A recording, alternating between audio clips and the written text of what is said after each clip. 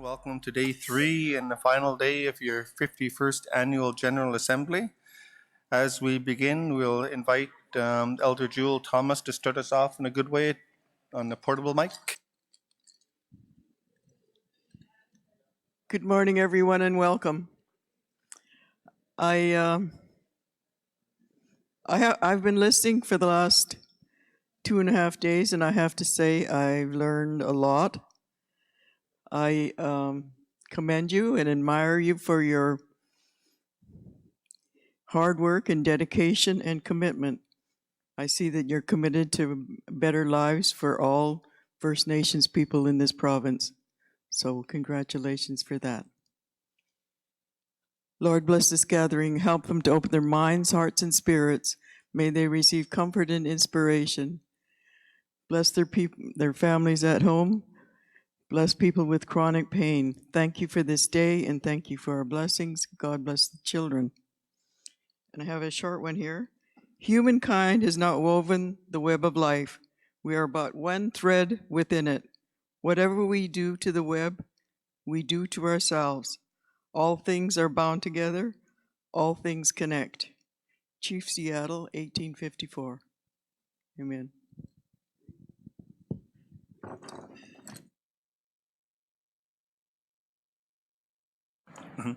Haichka, thank you, Auntie.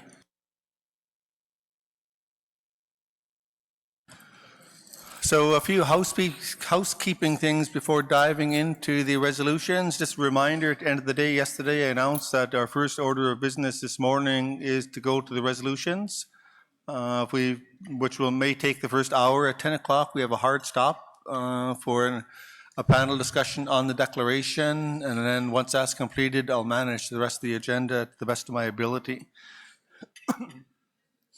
So just a friendly reminder to chiefs and delegates, if you haven't signed in yet, please ensure that you do so this morning.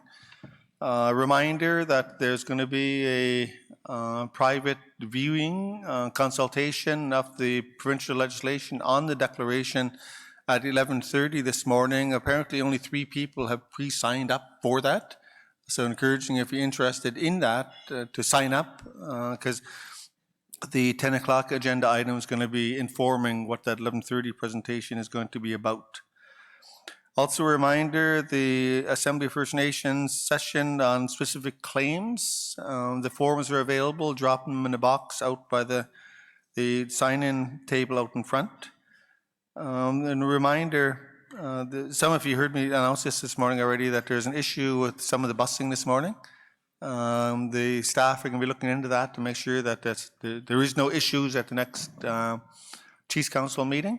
But in the meantime, if you had to pay your own taxi to come here because the buses weren't available, bring your receipt out to Arnold out front and he'll give you an immediate reimbursement for that taxi fare. And the final housekeeping one is on a table directly out of the doors on my left here, the glass doors, you'll see some union mugs like this. They're available for you to pick up. Just grab 1 or 2 on your way out. It's been noted that they are left-handed. If you drink with your left hand, the logo is out. If you drink with your right hand, the logo is facing you. So you get a choice of a right-handed or another right-handed mug. So with that, and we are going in camera, any non-First Nations.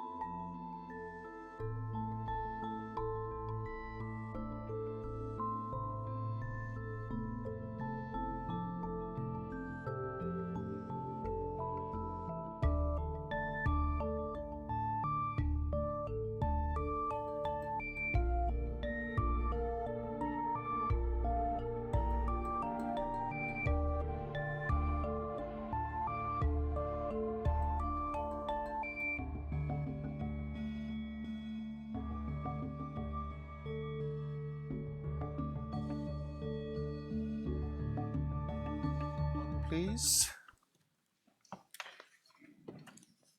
And then once his presentation starts, I can sit back and be quiet for a few minutes.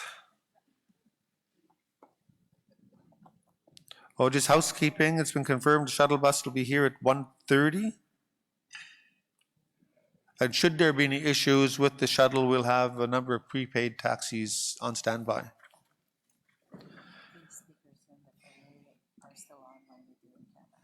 No. You just got that text again? There's been an issue with the speaker out in the hallway being turned on when we're in camera, but just checked with the techies. They actually went out there and physically unplugged the speakers so nobody could accidentally turn it back on again. So don't worry about that. But inviting forward Minister Scott Fraser, Cookby Judy, Cheryl Casimir, Regional Chief TG, and Mary Ellen Turpel-Lafon to my right, please.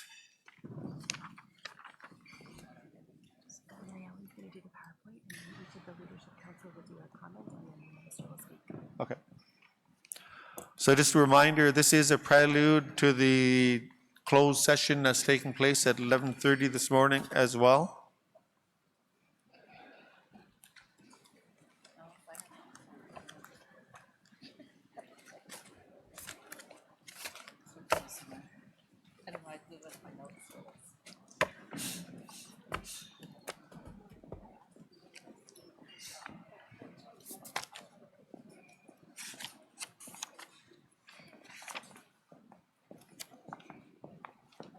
Let's go. Good to see you. I have a cold, so Okay. how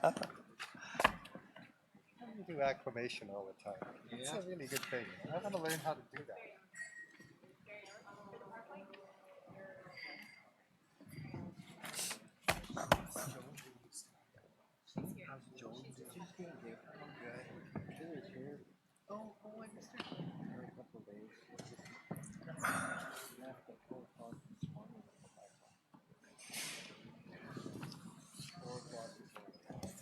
That's the life for the next 2.5 weeks too.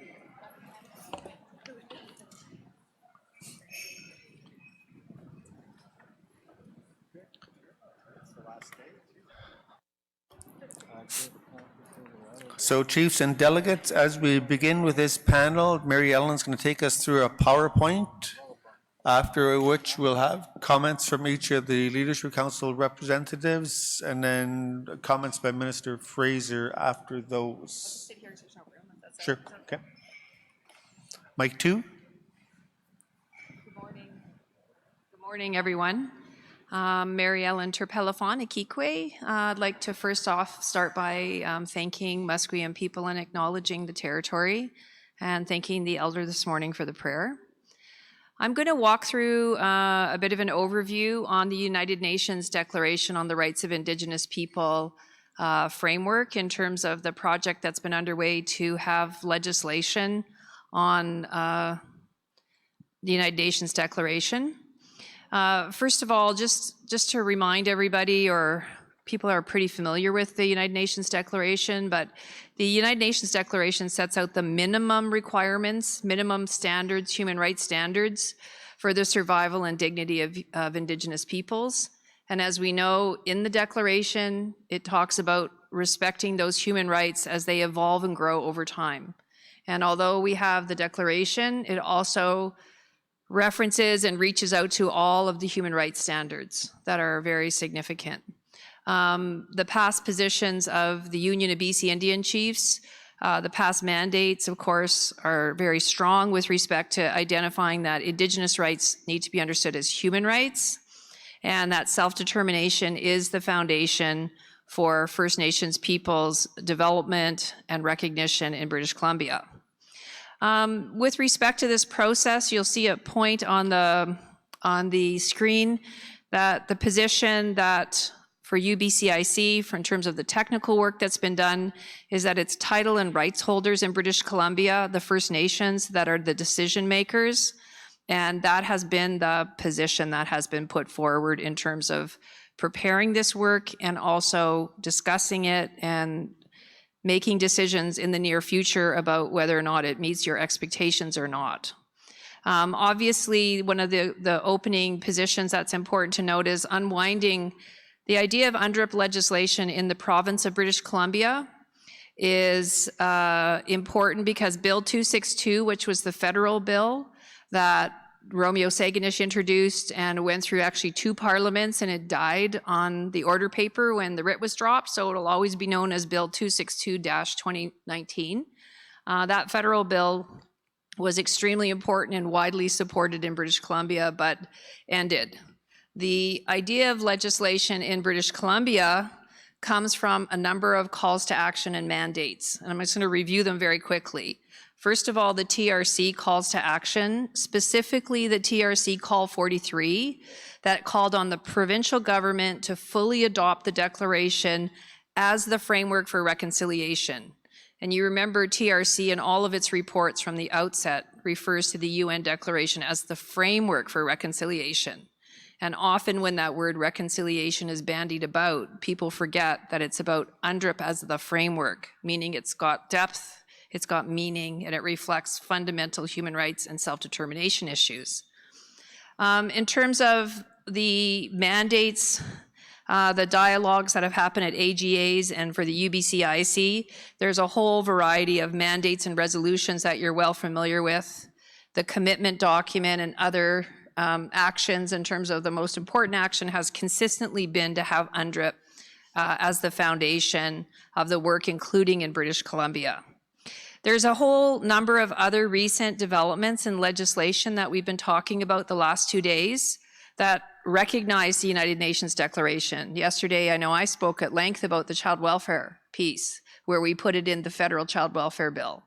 It's in the federal education bill, or languages bill, in the environment and fisheries legislation.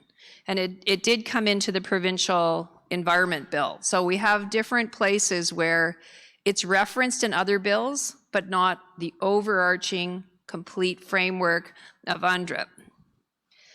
So in terms of the process that we've been in, based on the mandate, the commitment document, the resolutions, the First Nations Leadership Council will speak to the strong political position that's been brought forward. We've had a technical group consisting of First Nations lawyers, a group of us, all First Nations lawyers who have been working on this and consulting extensively with a lot of other advisors and First Nations lawyers and experts during the process. So we've had a meeting, ongoing meetings with ministry, with Minister Fraser, who's here, and his staff, but particularly at the technical level with the staff about how would we develop legislation in British Columbia that would honor those mandates from the UBCIC side and the First Nation side, but actually make sense in a province. Because 262 is federal, but what makes sense in a province? So that that framework for reconciliation can be positive and be meaningful. So what can legislation like UNDRIP legislation do? What does it bring to the table in terms of change? Well, as we all know, despite the fact that there are some very good reconciliation agreements coming out, there are some very important agreements that have been entered into recently. There's progress for some on treaty issues. Others are not as comfortable with that and are taking sector-based approaches. One of the things that this initiative can do is just confirm that UNDRIP has the full application to the laws of British Columbia. So you may already have a provision like that in an agreement, or you may not. So you don't have to negotiate it into an agreement. It is the basis of the work that will be done. It also allows us to confirm that the recognition and respect for First Nations rights is the foundation of the shift that needs to happen. So from denial, meaning you have to prove you have rights, you have to prove you're a people, you have to prove and defend it at every step of the way before anyone on the government side accepts it, it moves into more of a recognition based, which is to respectfully recognize their rights and work on a common path together for a coherent and kind of transparent process to understand what that means in British Columbia, with different roles for different people to play. A very significant part of this legislation is, and when I talk about unwinding 150 years of colonialism, you'll know this well from your experience, we've talked about this. On the one hand, there's the legal status of Indian bands because of the Indian Act, as archaic and awful as it is. Then when people want to do things in British Columbia, you have to either incorporate a business, and the legal person that you have is your business, or you have to create a society or a charity. So the actual recognition of your government as a government, not as an Indian Act band, but as a nation, the nation-to-nation work is where in the laws of British Columbia, you are not recognized. And we know that's a deep flaw, and that's an issue that we push back on. So in the treaty process, if there's a treaty agreement and legislation is passed, the province then thinks it creates that body. So that is inconsistent with inherent rights and affirming. So one of the goals of this legislation for BC is to create that space for First Nations governments to be recognized as governments, and for First Nations governments to be the governments selected by the rights and title holders, and to allow for a process of transition over time with dealing with all of the colonial problems that we have stemming from the Indian Act and so forth. It also serves the purpose, the third point, as you'll see on the screen across, it serves the purpose of supporting economic reconciliation. And what that means is some predictability to get out of the process of conflict where First Nations are pitted. Government and First Nations and industry are often pitted because there isn't that consent-based process, that collaborative process around economic projects and development. So that's another extremely important value of UNDRIP legislation. Finally, it's the ability to have a very clear pathway for accountability for government on implementing UNDRIP, having an action plan, having accountability, but also for everyone to be engaged, whether there are municipal governments that need to be informed, and they're already joining on the journey in many places, but to be more explicitly informed, and for good work to be done, engaging the entire province, the entire society. So what are some of the things UNDRIP legislation can do? It can provide recognition of UNDRIP in the laws of British Columbia. It can provide for an action plan and reporting, meaning that the province, Minister Fraser and his colleagues would work collaboratively and in cooperation with First Nations and UBCIC to have an action plan that would come into the BC legislature, that would have a reporting requirement, an annual report on whether that progress is made, have the opportunity for it to be debated, considered, and for First Nations to appear ideally before a committee to be heard and have that all in the public sphere on the record properly as a matter of the governance of British Columbia. It also, one of the values of UNDRIP legislation is it can affirm that nothing derogates from the inherent Aboriginal and treaty rights and title of First Nations. It also can provide for respect for the diversity of First Nations peoples, the different rights and territories. It's not the pan-Indian sort of thing that we often see. That is really flawed on the ground. It can assure that the provincial laws are aligned with the United Nations Declaration. Importantly, it can require the province to take all necessary measures to bring its laws and policies into alignment with the Declaration. And obviously, as you all know, in the various tables and work you're doing, that's a big task that sometimes First Nations are doing alone, pushing, whether it's forestry or wildlife or child welfare or what have you. This changes it to their obligation and therefore a more collaborative, positive space to do that work. It confirms the need to cooperate and consult. That's Article 38 of the Declaration, so that nobody does unilateral action. They don't just do something and forget to inform you and don't work with you appropriately as peoples and as nations. What are the next steps? So the next steps, you're going to hear from the political leadership in a minute, but I just want to talk about the technical next steps. Like today, sharing information, making sure the title and rights holders are at the forefront of all the work, which means title and rights holders and chiefs are informed, that the mandates are reflected in the work. So we want to have ongoing discussion on that. Reporting to chiefs, making sure chiefs have the space and experts and title and rights holders have the space to give feedback and have that feedback considered. Leadership dialogue like we're having today.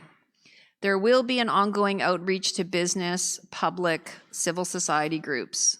So more broadly, there has been a huge effort to inform the public about the United Nations Declaration. Grand Chief Ed John is here. He's done that tirelessly for years with other chiefs and leaders across Canada, but in British Columbia.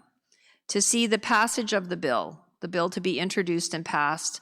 And then the last two steps, which will be where the real work begins, is rolling up the sleeves, doing an action plan, setting priorities, seeing that that action plan has that critical concept, which is action with it. So that gives you a bit of a technical overview. I'm just going to remind everyone that there will be sessions today where, with the provincial officials present, you can enter into a non-disclosure agreement and see a consultation draft and have that opportunity. There's sessions today and over the next number of weeks in different places. So be sure if you want to do that. I also want to let you know that at the Crown First Nations gathering in November, we are going to host a technical dialogue in one of the parallel rooms there, where if you have lawyers, advisors, negotiators, chiefs, whomever might want to come and just really dig into it, we're hoping by then we might have enough people have seen something that we can have a dialogue. So we are going to have a deeper discussion. So today is just one information sharing, but there's lots of opportunity for feedback. So those are some contacts for further feedback, but I do encourage you to please reach out to us if you need anything further. And if you can participate to see it and give your feedback, do so, because it is your right to, as representatives of rights and title holders, to play that role. So UBCIC has been extremely active in the process as directed by you as chiefs through the First Nations reps at UBCIC and with the province.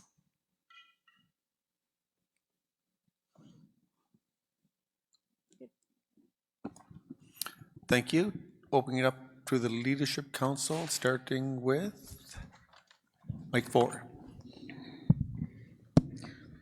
Gisukwishnam Kapineskir, Husukit Kukninausan Miyetki. Good morning, everyone. Cheryl Casmer, one of the Leadership Council leads on this file. Thank you, Mary Ellen, for providing the technical overview.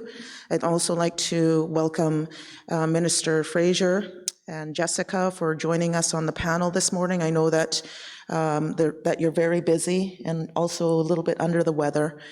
So thank you for being here. And acknowledgements to my colleagues, Cookby Wilson and Regional Chief Terry Teegee. Basically, just want to give a quick overview, I guess, a little bit of the background that led us up today. You have information in your kit starting on tab 3, page 263. It starts off with a couple of resolutions that were passed here, providing support for the work that is underway for the development of the legislation. And it goes into the commitment document from 2015. You'll note that that is an older version of the commitment document. Following that, starting on page, let me find it. Page 278, you'll see the updated version of the commitment document. And this is the version that we've been working with the existing government. The previous version was work that we did with the Liberals, and we really didn't get very far under that regime. There was a lot of push and pull in terms of some of the language that they were not prepared to accept. And I just want to say that with the NDP government, that we've actually made some huge strides in terms of making advancements on the commitment document and the recognition of our rights and our title. And so I urge you to do another review of the commitment document on 278 and on, because it's updated and it includes language that we have been pushing for a long time. It makes reference to a lot of the documents that are our guiding principles and the foundation for the work that we do. For example, the 4 principles, if you remember, we did that work when Regional Chief Jody Wilson-Raybould guided us through that exercise. We tried to have it accepted and presented at one of those Crown First Nation gatherings, and Premier Clark and her cabinet could not accept it at that time, but we continue to push it. And as a result of that, it's now reflected in the new commitment document. Also, the principles around the Truth and Reconciliation Commission, the 10 guiding principles that the provincial government and the federal government both developed.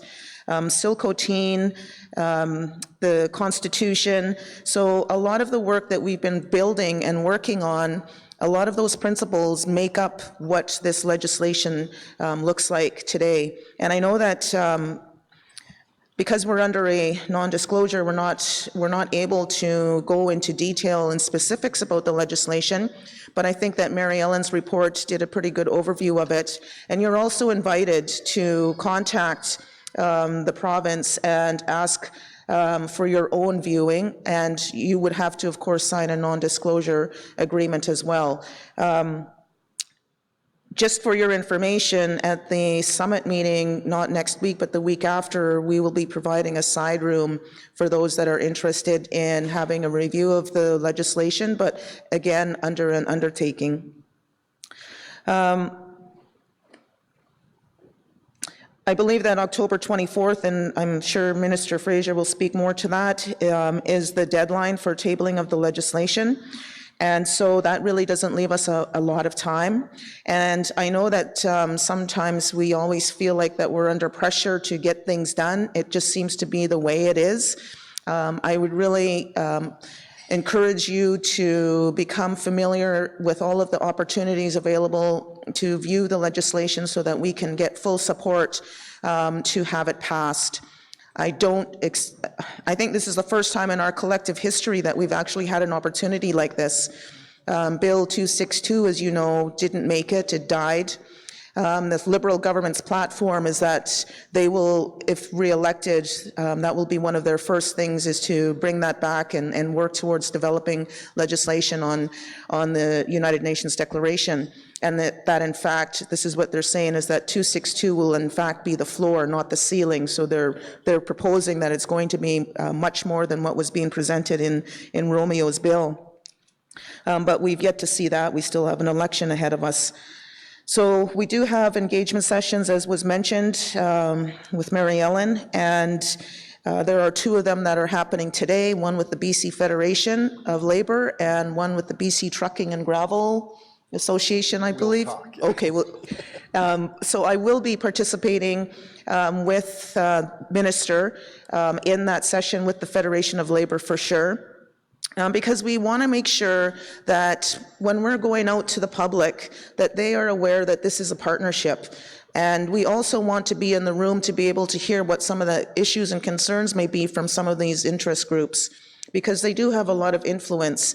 And so we want to be able to, be able to prepare some kind of a response, to be able to address some of those issues and concerns. And we just don't want the province to be standing there on their own when they're doing this, because this is a big part of who we are and what we want to see happen in the future for ourselves. So that's why we've really been pushing to make sure that we do this in partnership. As was mentioned, there are a number of other engagement sessions that will be taking place between now and October 24th, and we will try our best to make sure that we can participate in as many of them as possible. But again, in my closing, just to urge you to take the opportunity to participate in having a look at it yourself, and keeping in mind that this legislation is about allowing the province to be able to do certain things. They need it to be able to give them the mandate and the authority to enter into agreements where we can talk about shared decision-making, we can talk about free, prior, and informed consent, we can talk about all of those things, but they don't have anything that allows them to do that. So this legislation is what's going to provide it. It's a tool for them. I also just want to acknowledge Grand Chief Ed John. He's in the back room, and to acknowledge the many years of dedication and commitment that he has put into making sure that we are fully aware of what the United Nations Declaration on the Rights of Indigenous Peoples was all about. And I know that in the beginning, over 15 years ago, when he would be talking about it at the summit meetings or wherever he had an opportunity to, people would say, what the heck does this have to do with anything? Why are we even having to listen to this? Why does he even go to those meetings at the UN? And now we know why. And so it was through his perseverance and making sure that he came here and reported to us on what was happening that we are here today to be able to develop this legislation on the declaration. So my acknowledgements to Grand Chief Ed John for that. Thank you very much. Thank you, Cheryl. Mike 5. Cookstram, thank you, Cookby Judy Wilson. As part of the First Nations Leadership Council, as one of the leads on the work for the Union BC Indian Chiefs. And just want to thank again the Musqueam for hosting us here, and also the wonderful prayer this morning by our elder who's been taking care of us the last few days. The United Nations Declaration, it's being interpreted in accordance with the Constitution. We've seen Minister Bennett make that statement when she said she fully endorsed it without qualification, but again, in the second line, made a qualification under these existing processes. So the 10 principles, including the United Nations Declaration, is to be interpreted with the constitutional framework and constitutional arrangements, meaning federal and provincial divisions of power. So those are the things we're still constantly dealing with. Section 35 is now defined through case law for the past 39 years, including the Chilcotin case. The decision that ruled that radical or underlying title belongs to the Crown, and many of the chiefs understand that. I actually went to Ottawa and heard that whole case there and was thankful that Chilcotin had, we were able to support them in that case. So this is because the court's continuing to rely on that, the doctrine of discovery basis, and that's what we're always pushing back. And that's where these new BC treaty negotiations are based on. So, that's why we still have a lot of these fundamental issues we have to deal with. At the Union, we've had many resolutions on the United Nations Declaration, directing the work to the Executive and to the Leadership Council. And but the whole thing that we work on at our table, and Minister Scott Fraser can attest to that, and same with ADM Doug Hall, is we always ensure that it's the proper title holders, that the federal government and the provincial government understand that it's the nations, it's the proper title holders that hold that title, that to make any decision in regard to their nation, and they're the ones to define it. So Mary Ellen, when she was going over the presentation, that's very clear in there, but I'm not saying it's already done. We still have to keep pushing that. In November, I think a year ago, we released a paper called True Lasting Reconciliation Implementing the United Nations Declaration on the Rights of Indigenous People in British Columbia, Laws, Policies, and Practices. And that was done with the, I lost track of who that was done with. I think it's the BC Centre for Policy Alternatives. So, I think it's important with that document because we were looking at what describes the implementation approach. So it was on our radar last year already. And to help us move out of this historic Crown Indigenous conflict and advance redress of these historical wrongs and build a stronger shared future. And we outlined a multi-pronged implementation strategy, meaningful, workable, and bring along those needed changes. So among some of those recommendations, I think the chiefs got that paper last year, so I won't elaborate too much on it, just that BC needs a framework legislation and that, basically on the human rights, because I just want to note one note that was interesting. I've been doing so much research on this. It's just tons of reading all the time, but I finished one book about a month ago, and it talked about the history of the UN Indigenous Declaration on the Rights of Indigenous People, and it was from a treaty group in the States.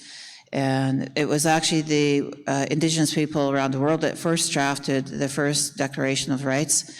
And then the Human Rights Council, because they weren't states, obviously we're not part of the UN states. So the Human Rights Council rewrote it, and then in their version, they changed quite a bit.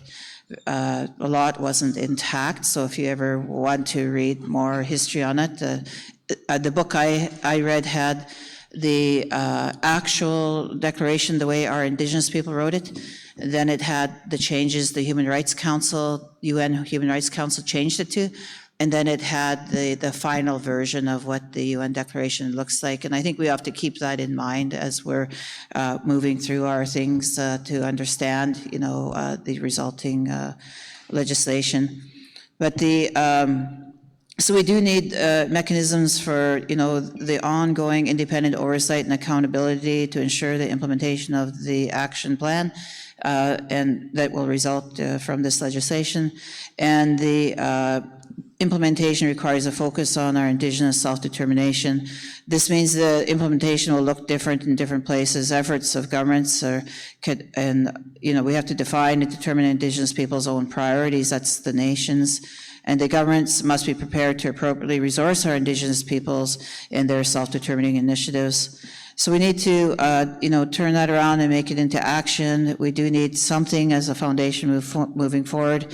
And then one thing I think that's going on in the next 4 weeks too is the outreach and education of what the UN Declaration is. That means to, within public service, the school system and the general public. But I understand there's a lot of other undertakings with third parties, BC Business Council, I can't remember all the names. That's happening as well, because I remember when we talked about it in Victoria, we said if other third parties are getting a chance to review it, our chiefs better have a chance. So we do have a chance now this week and next week, however the dates are rolling out. And I really encourage all the chiefs to take the time to read the legislation draft. It's a key critical turning point for all of us across you know, BC, and we need to focus on it, find time to take the time, get your comments on it, and we really need to have them come in to support this transformative change that's occurring. And one thing we're saying is we need to get it right. And Minister Fraser knows those discussions. We've had with them several times on this legislation. This is one of the key legislations we need to focus our attention on. Cooks Chairman, thank you. Thank you, Cook B. I just want to acknowledge, first of all, the Musqueam people, the unceded, unsurrendered territory of the Coast Salish people, and my fellow colleagues from the Union of BC Indian Chiefs and First Nations Summit, Cook B, Judy Wilson, and Cheryl, that have been on this file with myself on really bringing this legislation to life. I also want to acknowledge Akailko, Grand Chief Edward John, for his many years of work as a Dakar chief from Tlasden Nation, and also Wilton Littlechild, who was at the table those many years as well, and James and Aya, those Indigenous representatives that have really represented our Indigenous peoples from around the world at the United Nations to bring this declaration to life, as you recall, 12 years ago in 2007. And we've seen many levels of government support the declaration, but we haven't seen a government develop legislation and fully bring life to the legislation. And I think that's always a difficult journey that we need to take to really, I think, recognize what the declaration means. And with our support and working with the coalition, I want to acknowledge the NDP government and also the coalition government, I should say, with the Green Party in taking this step. Because we certainly didn't hear it from the previous provincial government, the Liberal government, supporting this legislation. I think this does have wide implications. Everybody's watching. I know at my executive table at the AFN, everybody's asking questions, what's going on in British Columbia? And they want to be here, like you sitting here, wanting their provincial governments to develop legislation on the United Nations Declaration for the Rights of Indigenous People. Now, I think it's always difficult to go down this, breaking trail, if you will. It's a new trail that we have to take together in creating this legislation. And just in terms of timing, it will be introduced by the end of session in the legislature, which means, I believe, by the end of November in the legislature. But I think if I'm just reflecting back a year ago we were talking about environmental assessment legislation and our co-development of the provincial environmental assessment legislation. And a year ago, our organizations, with the direction from you, the chiefs, really wanted to push this legislation forward a year ago. It got delayed to the spring. There were further delays, and now we're here. But nevertheless, it's been a topic of discussion, as Cheryl stated, since 2015, when the commitment document was first signed. So I think, this discussion about this whole process, I know it isn't perfect. In the co-development of the environmental assessment legislation, we had a lot of time to discuss what potentially would be in the legislation a year ago, well over a year ago, last summer. We had several regional sessions, but this time it's quite different because of the timing. It is a short timeline.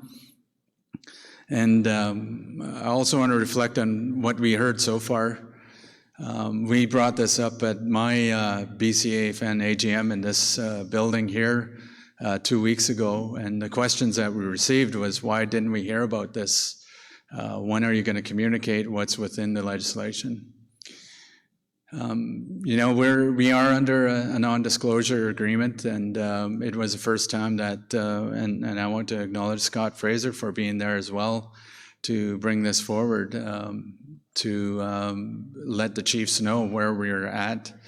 And it became abundantly clear. I also presented to the Nutcholneth Tribal Council AGM last week, and the question came up there again. And so it's quite clear that there needs to be more opportunities for communication. And this is the reason why there were sessions, I believe, yesterday. And also, furthermore, at the First Nations Summit next week or in 2 weeks, and also in the regional sessions to sign a non-disclosure agreement and have a look at the legislation itself. One of the things that was intriguing at the Nutcholneth AGM was one of the projects that they were doing was called, they called it the Reconciliation Project. And what the Shanna Thomas was doing was going around the community and to the leadership and to the people and was asking, what does reconciliation mean to you? And really what they were trying to do as Nutcholneth people was come up with a definition of what reconciliation means. And at the meeting itself, there was a general comment that what reconciliation means was, had to be defined by the Nutcholneth. And part of it, too, was support for things such as the Truth and Reconciliation Commission and support for the United Nations Declaration for the Rights of Indigenous People, and also sovereignty and self-determination. And I think this is why it's so important that things like this legislation really would support many of the agreements that we do or either have signed or are going to sign. I think, some of the treaties, the historical treaties, the Douglas treaties, the modern treaties, I think, the declaration itself would really support any agreements you have to bring it really to the next level, if you will. And I think that's quite important to recognize. So I just want to leave it at that and thank my fellow colleagues here. It's been a long time coming. It's been 12 years since it was signed in 2007 at the United Nations. And I believe back in 2007, we're all wondering, what does this mean? What does it mean to my people, the Dakat people? What does it mean to the Giksun? What does it mean to the Coast Salish? And I think we're really trying to find that place, and I really believe this is part of it. It's to have these colonial governments recognize that our people are self-determining. We need to be allowed to have that space to make our own decisions and also really govern ourselves. And the United Nations Declaration for the Rights of Indigenous Peoples is doing that. It's a tool, it's a catalyst to change that relationship between our Indigenous people and colonial government and allow a space to truly govern ourselves. So I think it's an exciting time, but I certainly know there will be questions and a cautionary step forward. But at the same time, you're at this table, we're all here together. We're breaking new ground, and everybody is watching. Everybody at different provinces and different states in the United States are asking questions and knowing full well that in many respects, with all the court cases that come out of British Columbia, with all the agreements, that British Columbia once again is leading the way. So I want to acknowledge all of your leadership in this room today, and for your leadership in the past to bring us to this point. So thank you. Wasaicho. Thank you. Appreciating we got about 25 minutes left, and we do want to hear from the chiefs assembled here. A quick comment from Cheryl before going to the minister on mic 4. Thank you, Mr. Chair. I just wanted to make a correction. I failed to acknowledge the Musqueam people and allowing me to be here to do this work on their territory. So acknowledgements to the Musqueam. Thank you. Thank you, Cheryl. Minister? Thanks, Tyrone. Thanks for the introduction. And I too want to acknowledge that this assembly, we're gathered here today, territory of the Musqueam people, and I want to thank them for allowing us to do our business here today, and I'm honored to be here. I also want to offer congratulations to Grand Chief Stuart Phillip. Acclamation, it's eighth term? Yep. It's 21 years, I think. It's my 4th term in government. I want to learn how to do the acclamation thing, so any tips you got, I want to learn from you. You've been an inspiring and visionary leader, Stuart, so thank you so much. I also want to thank the UBCIC for hosting this important event, the Assembly, and to everyone present for allowing me to speak. I also pass on warm greetings from the Premier John Horgan. Cheryl mentioned I had a cold. It reminded me, I think it was a couple of years ago, the Federal Forum, many of you were here, Chiefs meeting with the federal government. And we'd been all, the Leadership Council, we're all up at the front. I was at the front too. I was honored to be there, and leaders had all spoke, and I had a very bad cold then, and I was told by the moderator when Minister Bennett was up, she said, she's really going on a long time. Can you change your speech and cut it right down? The agenda's not going to work. And I was really sick, and I had a 12-page thing written, and I was like, oh, what am I going to do? And then I was called up to the podium, and I ad-libbed. I said, the province of British Columbia recognizes the inherent rights of Indigenous people. And you get to hear like a pin drop. So I said it again, and then I said, we were told, you've never heard that from a minister before, because we were told by the lawyers not to say that. And then I said, so screw them. And I remember the place went kind of wild, and I couldn't believe I said that. I called it the NyQuil effect because I had this cold and I had some medication to me. So I have a cold again and I have some medication to me, so you don't know what's going to come out of me today. But I do want to qualify the so screw them part. It isn't the lawyers. They're just doing their job. It's up to governments to create laws and change laws. And that's what we're doing. That's what we're doing. That's what we're going to be talking about here today. And the group of chiefs here and leaders, I'm so honored to be here with you. And I'm pleased to have the opportunity to talk to you about the Declaration, which is about upholding the inherent rights of Indigenous peoples in British Columbia and upholding human rights, because Indigenous rights are human rights. Since day one, our government has been very clear. Reconciliation with Indigenous peoples in BC is a priority. This work requires building a fundamentally different relationship with First Nations between the Crown and Indigenous peoples, one that acknowledges title and rights, so that First Nations and government can work together to find a good path together.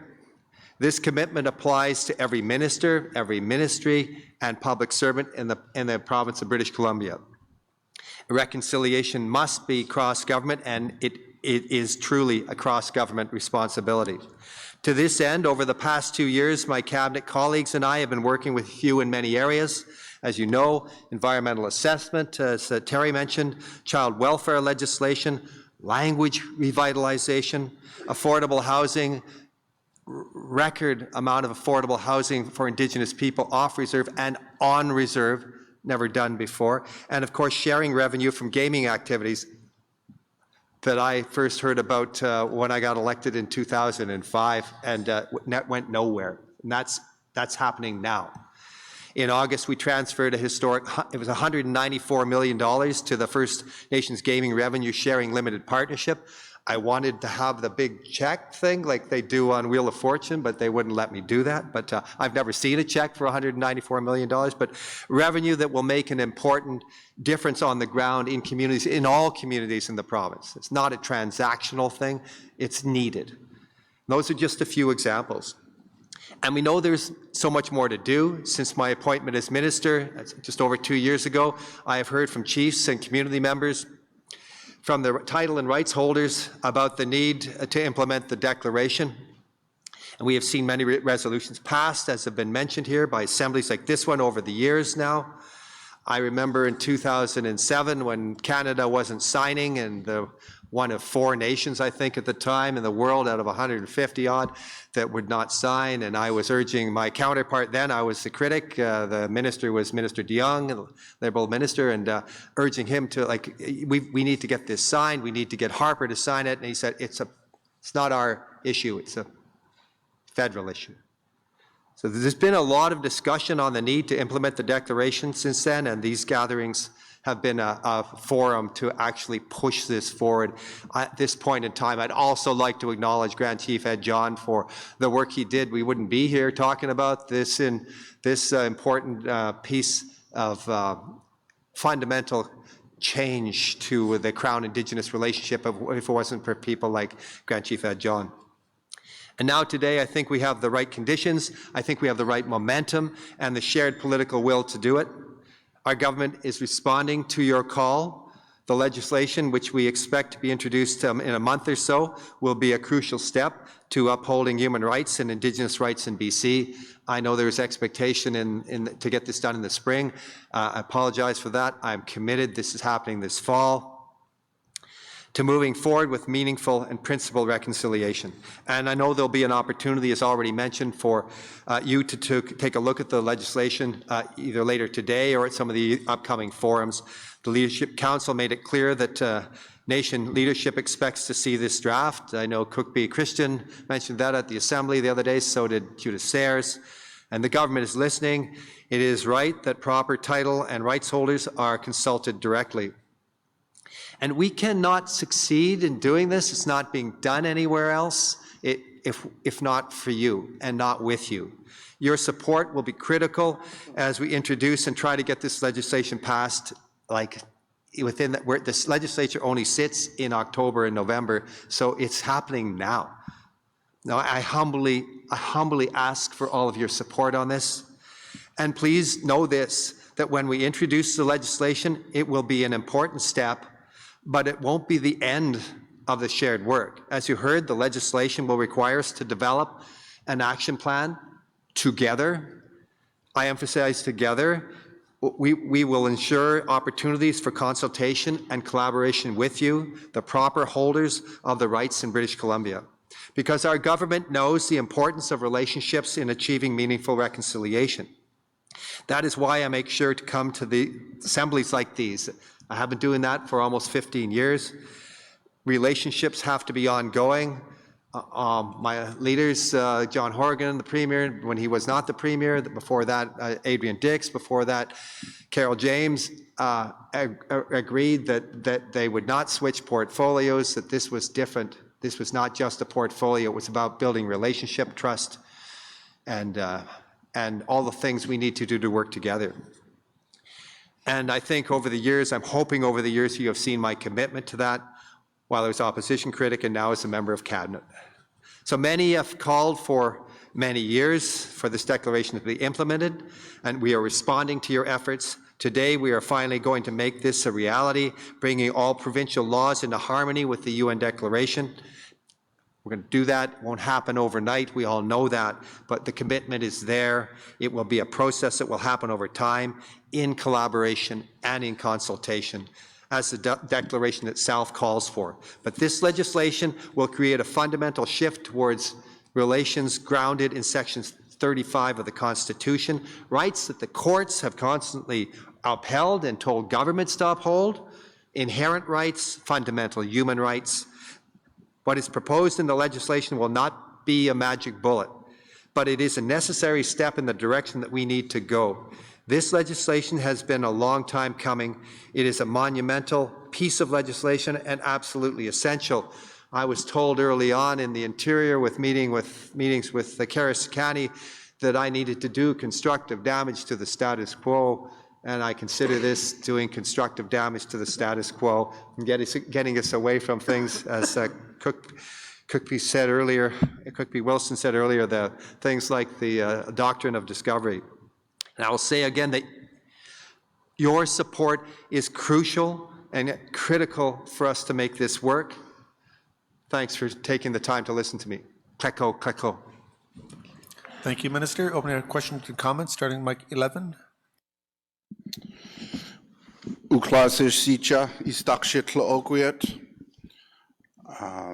Thank the Musqueam people for allowing us here to do this important business.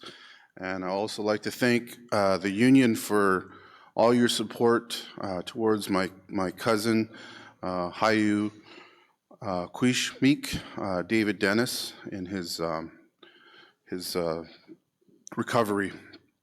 My question is directed towards Scott Fraser. Tlaokwit, of course, is in your home riding. And you're probably quite aware of our Mears Island Tribal Park and the War of the Woods that happened in the 90s, where over 900 people were arrested. And since then, tourism has flourished in a rainforest, even though, and that is directly from our efforts in protecting the rainforest. And in UNDRIP, it mentions the economic activity within a traditional homeland, and we as Tlaokwit have really been cut out of that. I'm wondering, will the province be committed to establishing Indigenous protected areas within Colquitt Sound with the principles of UNDRIP?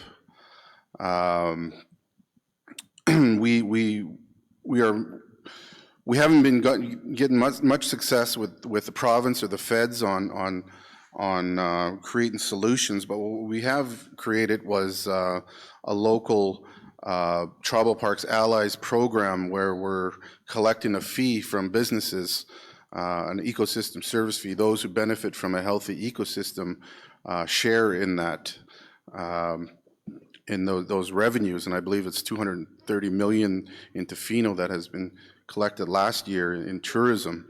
I'm wondering if the province would also be committed to legislating an ecosystem service fee so that municipalities can share in those tourism dollars to local First Nations. Thank you. Chu. Tlako, Mike 4. And thank you very much. And it's been too long since I've been at forums held by Tlaokwit on the tribal park issue, and there are other nations that have raised these similar issues in different parts of the province. I appreciate that. Also, my heart goes out to David Dennis. I hope all is well.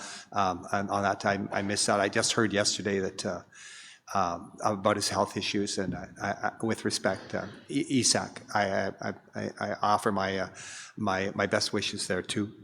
I will be pleased to work with you and Taloquiet towards the initiatives. There's a lot of wealth being generated in your territory. I think the UN Declaration has articles that refer to the need for fairness and economic development and wealth sharing. I know it's not the same thing. I know that's part of the impetus for the revenue sharing with Gaming for All Nations. However, I have and will work with you on that. I know Taloquiet is working in great ways with the municipality, the district of Tofino, Mayor Osborne too. I know she supports the work being done. I'm not familiar with the details around the revenue sharing that's being discussed there, so we need to set up a meeting, I would suggest sooner rather than later, so that I can come up to speed on that. But I'll be pleased to working with Taloquiet on the great work that they're doing in their territory. It's been inspiring to me. Thank you. Thank you to the panel. I've got a bit of a speakers list now, 6, 14, 7, and 17, so we'll hear from them and then have you respond. Mike 6. Thank you. Call Sealam, Squamish Nation spokesperson, proxy. I'll try and keep my comments short because I know there's a big, long speaking list.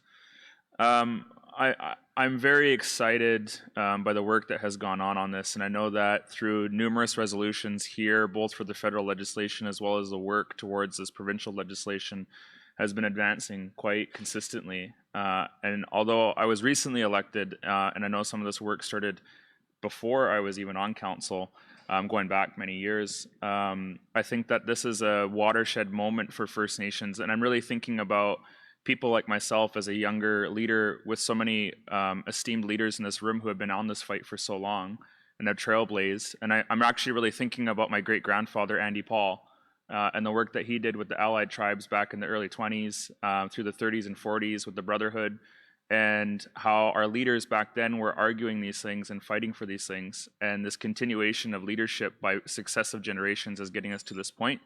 So when I look at what's been presented to us and the wonderful presentation from Mary-Ellen Turfan, that this is, I think, I see it as similar to our version of a civil rights moment for Indigenous people, because we look at all the activism that went on leading into the civil rights in the US to finally getting legislation put onto law, and the opportunity for First Nations to have that UN declaration put into law is something that I think, as mentioned, may not be a bullet, but it creates a new toolbox.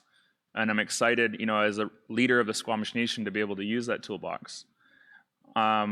My other comments are just that I think something that this Chiefs Council needs to be prepared for is that what we've seen at the federal level when the Bill 262 was being entertained, that we saw fierce opposition from industry because they deathly are afraid, certain aspects of industry, capital, are deathly afraid of Indigenous rights being recognized and upheld.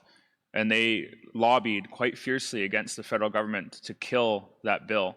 The federal election is going to be over, and then this will start, and we'll see, I suspect, a lot of that money that went into the opposition at the federal level, which is currently funding the Conservative Party in the election, will probably switch over to BC, and we'll start seeing a lot of activism from right-wing forces, a lot of lobbying, probably a lot of public relations campaigns by groups like Resource Works, allies of the BC Liberal Party. And I think that what's going to be instrumental in this fight, and I do think we're going to be facing a fight here as this gets introduced, is that it's going to be important for First Nations to be unified as much as we can, to speak strongly in support of this, because that's going to be the linchpin to it all. And I think that the opportunity here is to call on our allies. We had over 80,000 people walk for reconciliation a few years ago. Churches, environmental groups, municipalities, universities all support this concept of reconciliation. I think, as it was outlined, UNDRIP equals reconciliation. And this is an opportunity, I think, for all of us to try and lean on our allies, lean on groups that we have affiliation with, that we built relationship with, to call on them and say, now is the time to support us. Now is the time to tell the provincial government, tell the public that this is needed and necessary and important. And I think that's going to be an instrumental fight for all of us, but I'm looking forward to it. Garcia, mic 14. Barton Lewis, Chief of the Okanagan Band and proxy for WFN. You know, it's good to hear in all the work of Grand Chief Head John and what he had actually accomplished and gotten through with this whole, introduction of the UDRIP and also championing that for so many years. And in particular, when it starts moving towards free, prior, and informed consent is going to be a very interesting point, especially coming from the province of British Columbia. And you start looking at the majority of the court cases that happened right across Canada. I think there's over 202 now.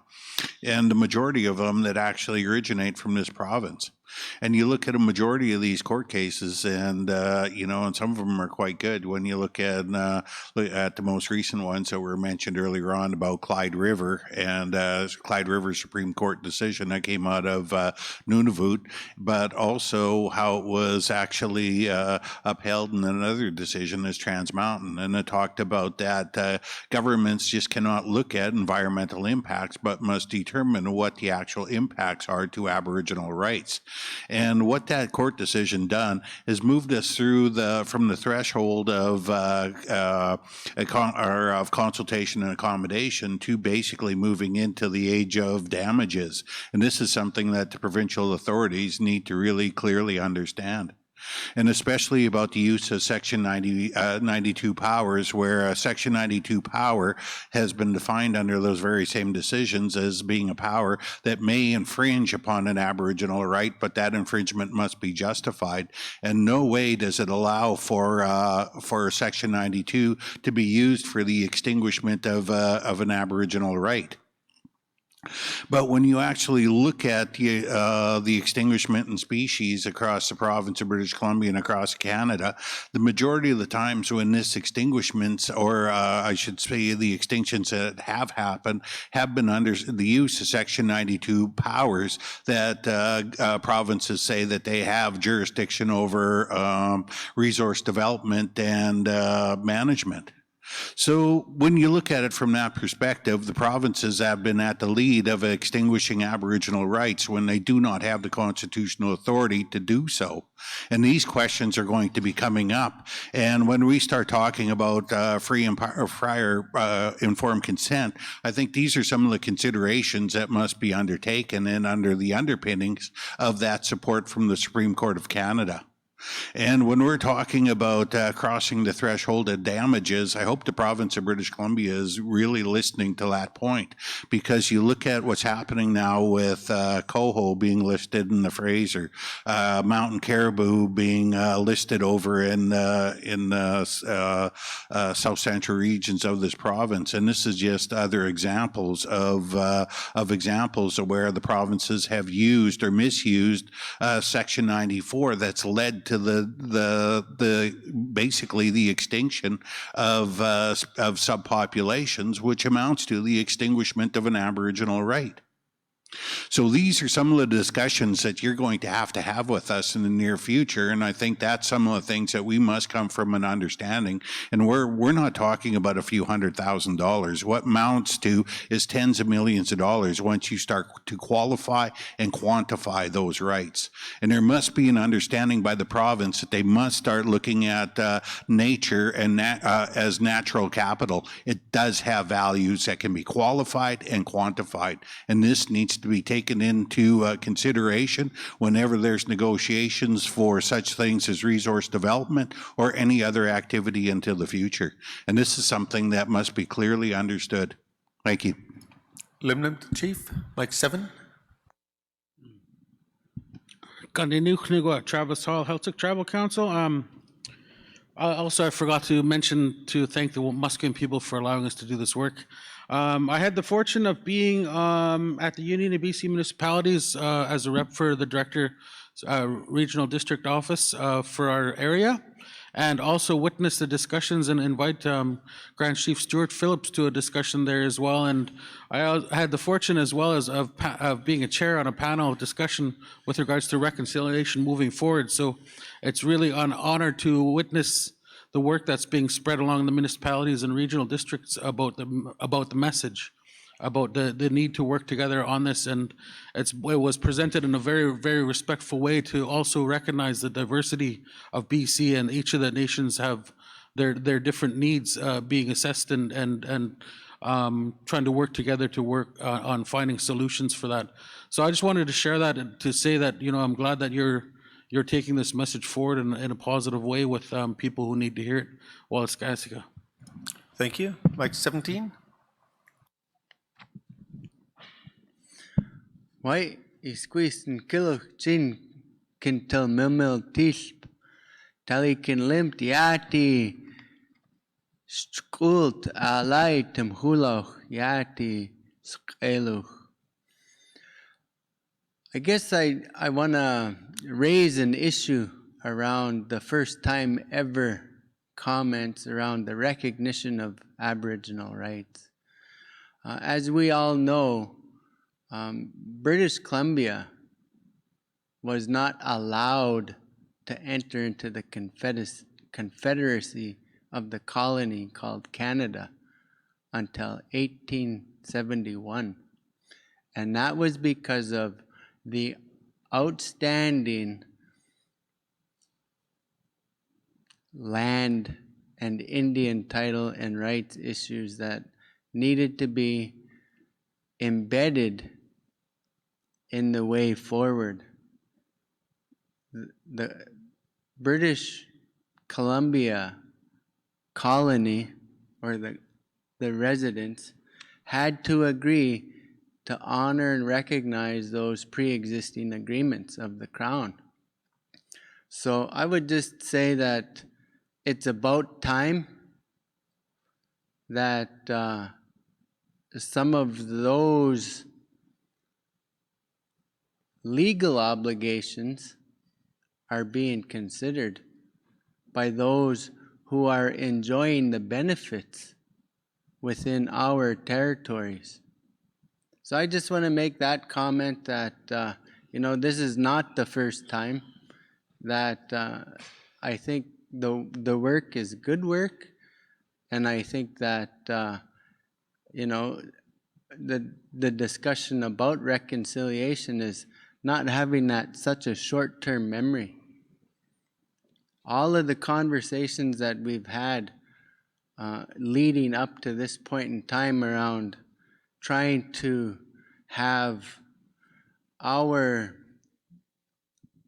protocols, our laws, our ways of survival to be considered in decision making within our territories. I spoke earlier about the state of the environment in our territories. You heard Chief Byron talk a little bit about that. But I think and I mentioned this to Heyman yesterday, there is 10,000 years of knowledge where we come from, where we've lived, where we've sustained a way of life and our survival. In 200 years, we cannot drink the water in the Okanagan out of the lakes and the rivers without being at risk for getting sick or having, even in some places, irritations on our bodies from just swimming in the water. So I really hope that the provincial government, your ministry, can express the real true value of what our laws and our ethics can provide in terms of long-term sustainable land management practices. Limerick Chief, just a quick cross-check. I wasn't sure if there's one speaker at 17 or two. Sauk, Mike 17. Hey, swale. Sauk Talsqui, Talitzokwa, Stayless. First of all, thanking those that are taking part in the framework. I see a group of good people from the union, from the BCAFN, great leaders in the group. So it's awesome to see. Mr. Fraser, you've come to my community a few times. We thank you for that. Now I know next time I'll assure that, make sure you take your medicine before you come negotiate with us again. So we'll get a faster yeah out of you. But anyways, thanking you for that. But I'm excited for the framework. I'm glad to hear that you guys have a deadline, because if we don't have deadlines, we could be talking about this when, when I'm close to retirement. And I don't want my children to be talking about this in draft form when they're our leaders. Because one day, all of our children, our grandchildren are going to be sitting at this table, and we want to make sure that they have a good foundation to follow, along with the province, along with the federal, right? Now, I was reading a lot of the wording. I'm not too sure if the province or the federal government is going to change our name again, but you see Indigenous on there. You hear us talking about Aboriginal, and it also says Indian on there. So, I'd someday like to see all of our titles aligned to just one name. Our title's been changed so much, and I don't want our children to wear that, especially in these kinds of work. The wording should be straightforward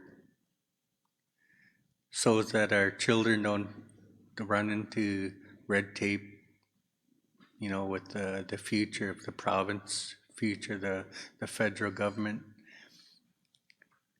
I heard nothing but good words. I know that, if we help make it, then there's discrepancy down the road, we could fix it ourselves. So we're not waiting for years and years, waiting for the federal government to respond to us, because we all know how long that takes. So, Yathukusai, ACM. HCM. Any responses and concluding remarks? Mike 4? I think a lot of those were aimed at the minister, so we'll start with the minister and then provide space for you guys. Mike 4? Thank you. And thanks. I mean, lots of great issues here. And Kelsey, you're not at the table right this second, but I very much agree. We need help. There might be pushback from various sectors when we bring this into the legislature following the federal election. That's going to free up, other resources and voices that might be trying to stop this. That being said, I know we've all been working on that, trying to head that off. I think one of the reasons I have a cold is I'm just doing the road trip. It's I've been to Calgary to the Petroleum Club. I've been to mining folk, the forestry folk, business council. I'm meeting with the chambers soon. We're doing the Federation of Labor, of course the UBCM, the conference with all the local mayors and councillors. We had this session was actually a great, good turnout, and there's support. There is. The message we're trying to deliver, I think, and we're trying to do it as one, is that this isn't just a good idea for Indigenous people in this province and or the relationship with government. This is good for the whole province. This is the status quo, as I talked about before, it has not worked for anybody. It has created poverty, inequality, and it has caused strife, conflict, court cases, wasted money, wasted resources when we could be working together. And that message is, I think it's resonating in a way that hasn't happened before. And those business leaders that are thinking about the future, I think they get that. And, you know, they got some of their members that they have to bring along with them. That's fair enough, but we've been getting even some offers of support and even the ability maybe for some advocacy on this. So I think we're in a better time now. That being said, I don't want to take anything for granted. We all need to work on this. We need op-eds in the paper. We need people talking about this in an exciting way. I mean, there was several comments I know around, you know, extinguishment and the loss of species and wildlife and everything. You know, he met with Minister Heyman. I know he was here. I mean, he's built into the act that kicks in this fall, the environmental assessment revitalization. It puts First Nations knowledge on the land, the traditional ecological knowledge, you know, right up there with Western science. As this, and I say that to industry too. Say, like, you doing a project, build a relationship before you build a project. Utilize the wisdom and the knowledge of the land that's been there for thousands of years to make your project better, and involve it in partnership with nations. This is the way forward. I think we're gonna we recognize that as a government. It's not going to happen overnight. Laws and protocol and decision-making in the territory, this is all part of what we're trying to address through not just the UNDRIP, but through other things like the environmental assessment revitalization. Indigenous law, like Minister Melanie Mark has, we've funded the first Indigenous law degree in the history of the province, of the country, of the world at University of Victoria. It's just the start, but it's an overflowing group of people, students, young, smart people that want to get in, that we're the first time in the next few years, we're going to have a cohort of lawyers coming out, the ones I disparaged there a while ago, I apologize to them, but the lawyers that have not just you know, British common law, they're going to have Indigenous law under their belts too. It's going to start changing. You have to change things from within. And it can't just be the government saying how to do it. So we do that together. We do it, and we do it incrementally. It's been a few hundred years of a dark colonial past. And we're making the changes. We, as in collectively, we are all making the changes that you know are going to be so important to the next generation. And I guess on that I will, on Indigenous names, I mean the name Indigenous, Aboriginal, Indian, I just want to comment, the Indigenous, the name for this, my ministry was MAR, Ministry of Aboriginal Relations and Reconciliation previously. It's now Ministry of Indigenous Relations and Reconciliation. That was done anticipating the UN Declaration, which, again, trying to be consistent with the UN Declaration on the Rights of Indigenous Peoples. But I don't think anything needs to be etched in stone. Thank you. Thank you. Can I just do a quick show of hands? Who's planning on attending the closed-door consultation session on legislation? A few. That starts in a few minutes. So on top of that, I want to make a little bit of space to the Leadership Council, but I need you to hear me when I say I've got 5 agenda items to get through in the next hour. So as brief as possible, please. Mike 4. Thank you, Mr. Chair. Very brief, just wanted to thank and acknowledge the support that we are receiving from around the table from leadership. It really does make it a little bit easier for us to carry on and continue to do this work, knowing that we have your support. I really appreciate the comment about needing to call on our allies, and we do have a lot. We do have letters of support on file, albeit it's not for it's not for this, but we did have letters of support from BC Federation of Labor, the BC Teachers Association, and that's just a couple that I can remember off the top of my head for C92. But I'm sure that if we approach them again, that they would be in full support of the work that we're doing here for legislation in British Columbia.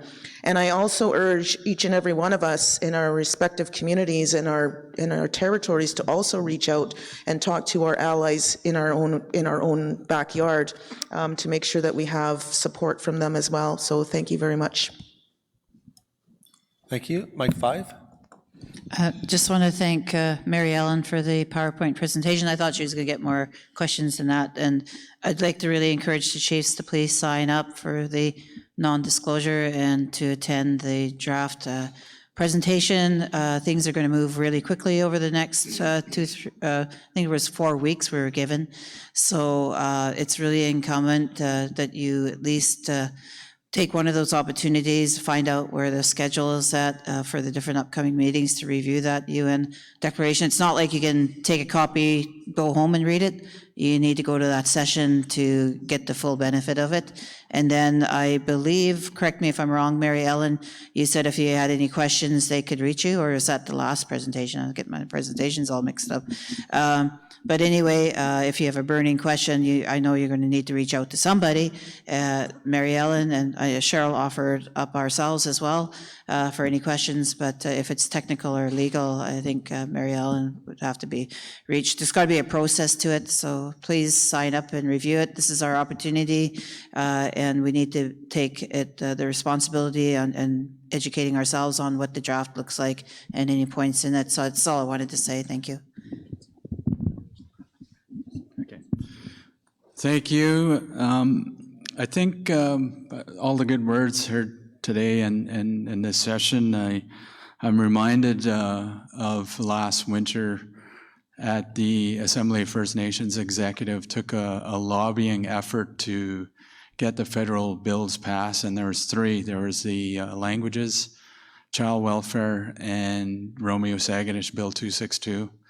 And at the winter session, our AGM, our Special Chiefs Assembly, I should say, myself, Cook P. Wilson, and Grand Chief Edward John presented to the Senate, the federal Senate, with the help from our Indigenous former judge, Senator Murray Sinclair, to actively support those 3 bills to try to get them through. 2 passed, and Bill 262 was actively voted against by the Conservatives. Now, the federal implications is that if you all witnessed the debate, the federal debate, you've seen Andrew Scheer from the Conservative Party actively state that how can an interest group, namely our communities, Indigenous communities, interest group, have that much power to kill projects? And I think, that perspective from the Conservative government really states where they're at. The other parties, federal parties, the Greens, the NDP, and the Liberal Party have stated they will all support legislation, federal legislation for the United Nations Declaration for the Rights of Indigenous People. And I think that that's really important to know that we are setting a new path, but also that from the chiefs and yesterday too, with when we're honoring Stuart and Joan, his wife, was there, and what she stated was that anything we don't do now, we leave for our next generation, we leave for our kids. And this is one thing I don't want to leave for our children to do. I think it's really, if we can take an active role and support this and get it through, it would really support our place, our rightful place as decision makers, as sovereign people, and our ability to self-determination. So thank you, and look forward to hearing from you. Masai Joe. Thank you to the panel. 2 quick things as we segue into our next agenda item. The PowerPoint that Mary Ellen took us through, you can share that with your folks. There's a high level of closed doors and secrecy involved here, but this information is public to bring your membership a little bit more up to speed. Mary Ellen will be available for the rest of this session for any questions or comments you might have with her directly. And those of you that are attending the session, you should be in there now because it's starting. So once again, thank you to the panel.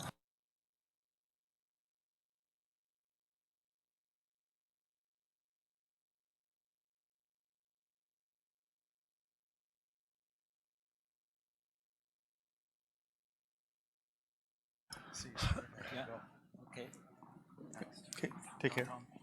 Get better. Good to see you. So as we return to the agenda, the First Nations Public Services just asked me to read out a piece here. They realizing we're behind time, so they're not going to take up the agenda time. But the First Nations Public Service Secretariat, Breaking Barriers, Creating Connections Conference, November 6th and 7th, with a pre-conference session November 5th. The public service can fund 1 rep per community. And there are flyers out on the registration desk outside if you're interested, yourself or anybody that you have at home for that. I'm just wondering, a quick check-in with the chiefs. We endorsed the languages resolution earlier. Calceolum said he could speak to it if necessary, but is it necessary to have more languages, or are you fine with the resolution at this point? I say that because that's the one of 5 agenda items we have got to get through in under an hour. Would anybody like a presentation on languages? Not seeing any. Maybe if anybody has any questions, you can see Calceolum directly. Thank you for that. The next piece is the TMX. Calceolum is here. I haven't seen Ruben George yet. Oh, Eugene is here in as well. So inviting you forward to my right.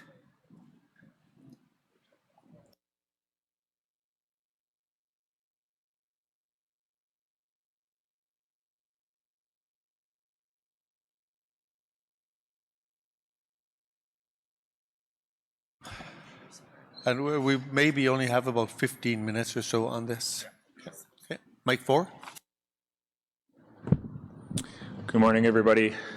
I want to thank the opportunity to kind of give an update on Trans Mountain expansion and some of the role that Squamish Nation has been playing, as well as, you know, coordinating, collaborating with other First Nations, but overall just kind of where we're at. I also am grateful that Eugene Kung here is from West Coast Environmental Law, lawyer who is going to speak after me more on some of the legal aspects of it. But at this point, as most probably are aware, we did win the federal court decision with the 6 that pressed forward on that and won last year. Those 6 have now been granted leave to continue the review of the Federal Court of Appeals decision. However, a lot of the circumstances, I think Eugene will talk on this a little bit more than I can, but a lot of the scope of what can be entertained in that discussion of that review has been quite narrowed, which presents a challenge, of course, because there's certain things that we won't be able to argue legally within this review that we were able to last time. And there's some, I would say, idiosyncrasies or inconsistencies of the courts on this matter, but the other part that we're at is, as mentioned earlier, our now work begins to challenge the province to engage in a meaningful process. And we just heard from one of the ministers on these objectives around Indigenous relations. I think George Heyman was here recently as well, who will be the minister responsible for any kind of review, the scope and scale of that review, determining that, talking to title holders around what kind of conditions might the province add to the project. The only thing I didn't mention earlier is that review and the conditions that they can add are also limited by the court decision, that they have to only be taking into consideration a couple of things. One is the new report that was tabled by the NEB, so they have to base it off of that report, not the earlier report. And then the second thing is that they can't do anything in terms of applying new conditions that could reasonably be considered as intentionally delaying or frustrating the process. So there's a bit of a box now where they can't put anything in a condition form that would then completely kill the project. And they also can only put conditions on that are relative to that newer environmental report that was done by the NEB and the consideration report that was tabled by Cabinet. So there's a window. And we have an opportunity to press the province on what to put into that through that window. But overall, I think that part of what's happening right now is that we're continuing to press the same issues that we pressed for a long time around the impact of diluted bitumen within the Salish Sea, the impact to the cumulative impacts of the increased tanker traffic, as well as all the other types of impacts and the threat and risk of those impacts. We've been engaging with the federal government through the consultation process on what types of analysis and studies we want done on the diluted bitumen that they're proposing to be transported. And so there's been some conversations with the federal government on that. However, there's been some opposition from Trans Mountain as well on providing samples to be analyzed. Basically, Trans Mountain, which is owned by Canada now, does not want to provide samples for us to test the impacts within the Broad Inlet and the Salish Sea. So, we're seeing some games happening there at the federal level between the federal government and their now company of Trans Mountain. But I think that for a lot of First Nations, whether it's, I think the comments earlier, whether it's to, negotiate and try to apply some conditions to find a way forward that they might tentatively support the project, things like that, versus some First Nations who are taking a more combative stance and in opposition due to the risk threat level. Where we're at now is we're going to proceed with the court challenges and see where that leads us. Ultimately, it's going to be decided, there's the potential of the order being quashed again, but there's also the potential of it not. Which then brings us, I think, to the last part of this, or a main part of the battle, which is that it becomes political again. We're engaging in legal battles right now, but depending on how the legal battles go, it returns to a political arena around what the federal government does with the pipeline that they've bought, as well as the proposed expansion. And I'll just kind of raise it as a point for all the delegates here to be aware of, that both the Green Party and the New Democratic Party at the federal level have talked about their opposition to the Trans Mountain project, and both party leaders have talked about this being a condition of support in the scenario of a minority government. And if the polls stay at their current levels, we might be looking at a minority government, in which case they would require NDP or possibly Green support in order to pass budgets and to form government. So I think that in that scenario, my only message is that there will be some political muscle needed by First Nations who are concerned about our coast to be active in the event of a minority government on the Green Party and the NDP party, or the NDP, sorry. NDP party is a bit of a error, but a requirement that, I think we're going to need to be able to lobby those leaders and those parties to hold fast to their commitments to First Nations, especially around this and many other commitments that they've made on Indigenous issues in the event of a minority government. So there's a few kind of routes that are happening now with regard to Trans Mountain. The last one I'll say is that, just as we've seen recently with the climate strike, where we had over 100,000 people come out in Vancouver, it was honestly the largest rally I've ever been to in Vancouver. So many young people came out, and I think that the work of our young people who are really screaming now about the threat of climate change and the climate crisis is calling into action all of us in a different way.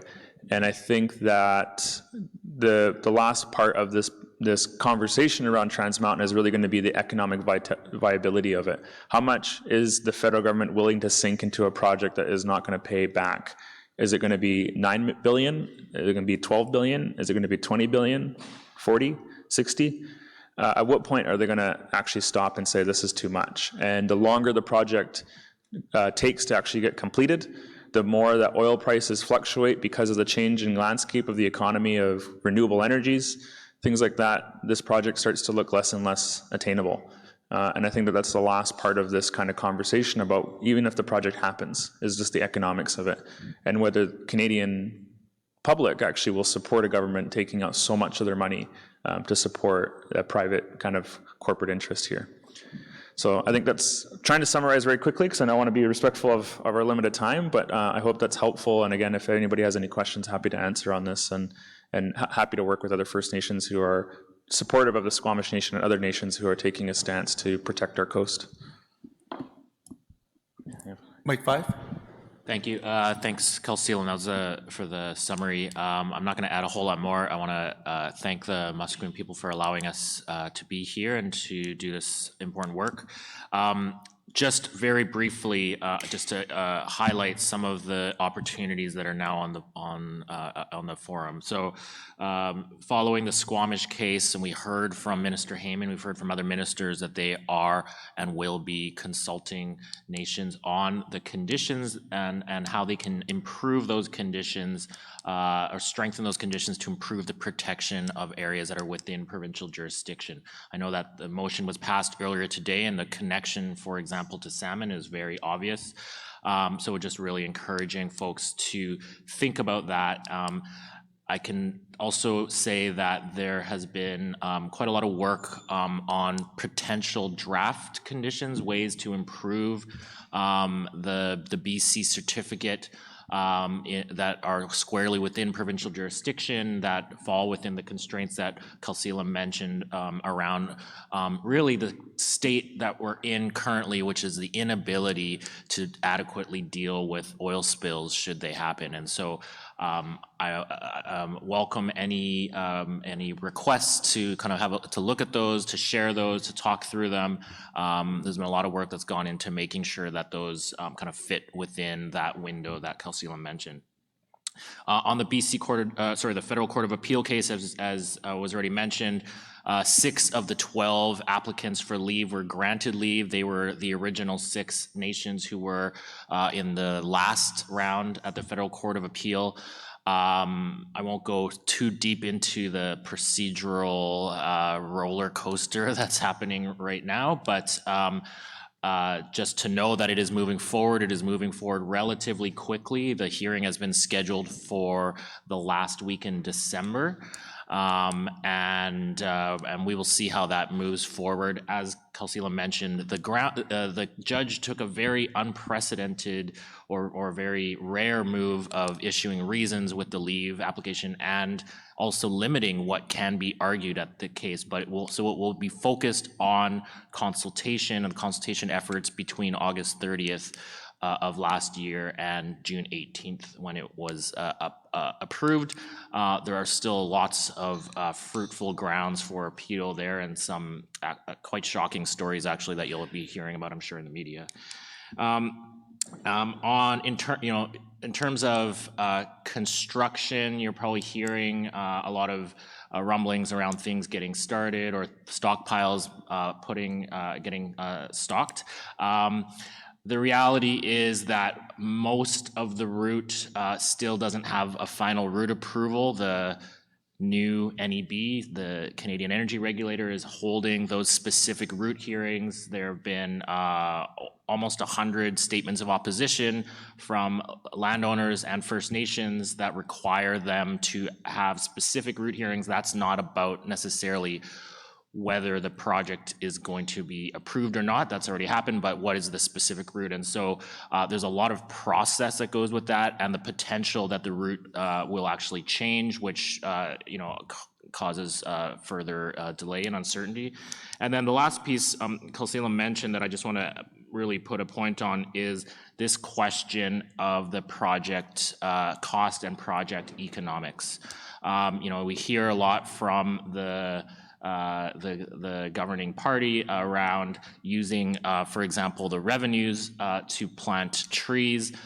The reality is that the revenues are non-existent or fictional at best. The current pipeline, according to the government's own numbers, lost more than $200 million last year.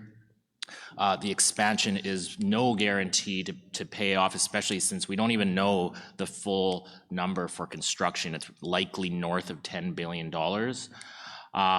And if we are taking this climate crisis seriously, we don't have 50 years to pay off that $10 billion, and that changes fundamentally the entire economics.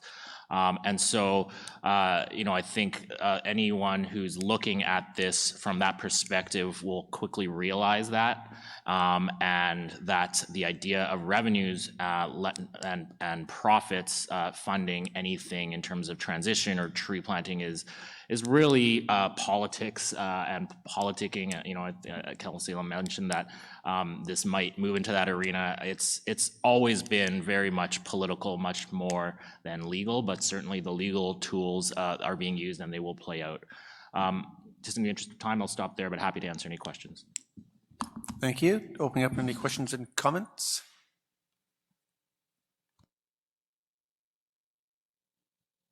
Like 14?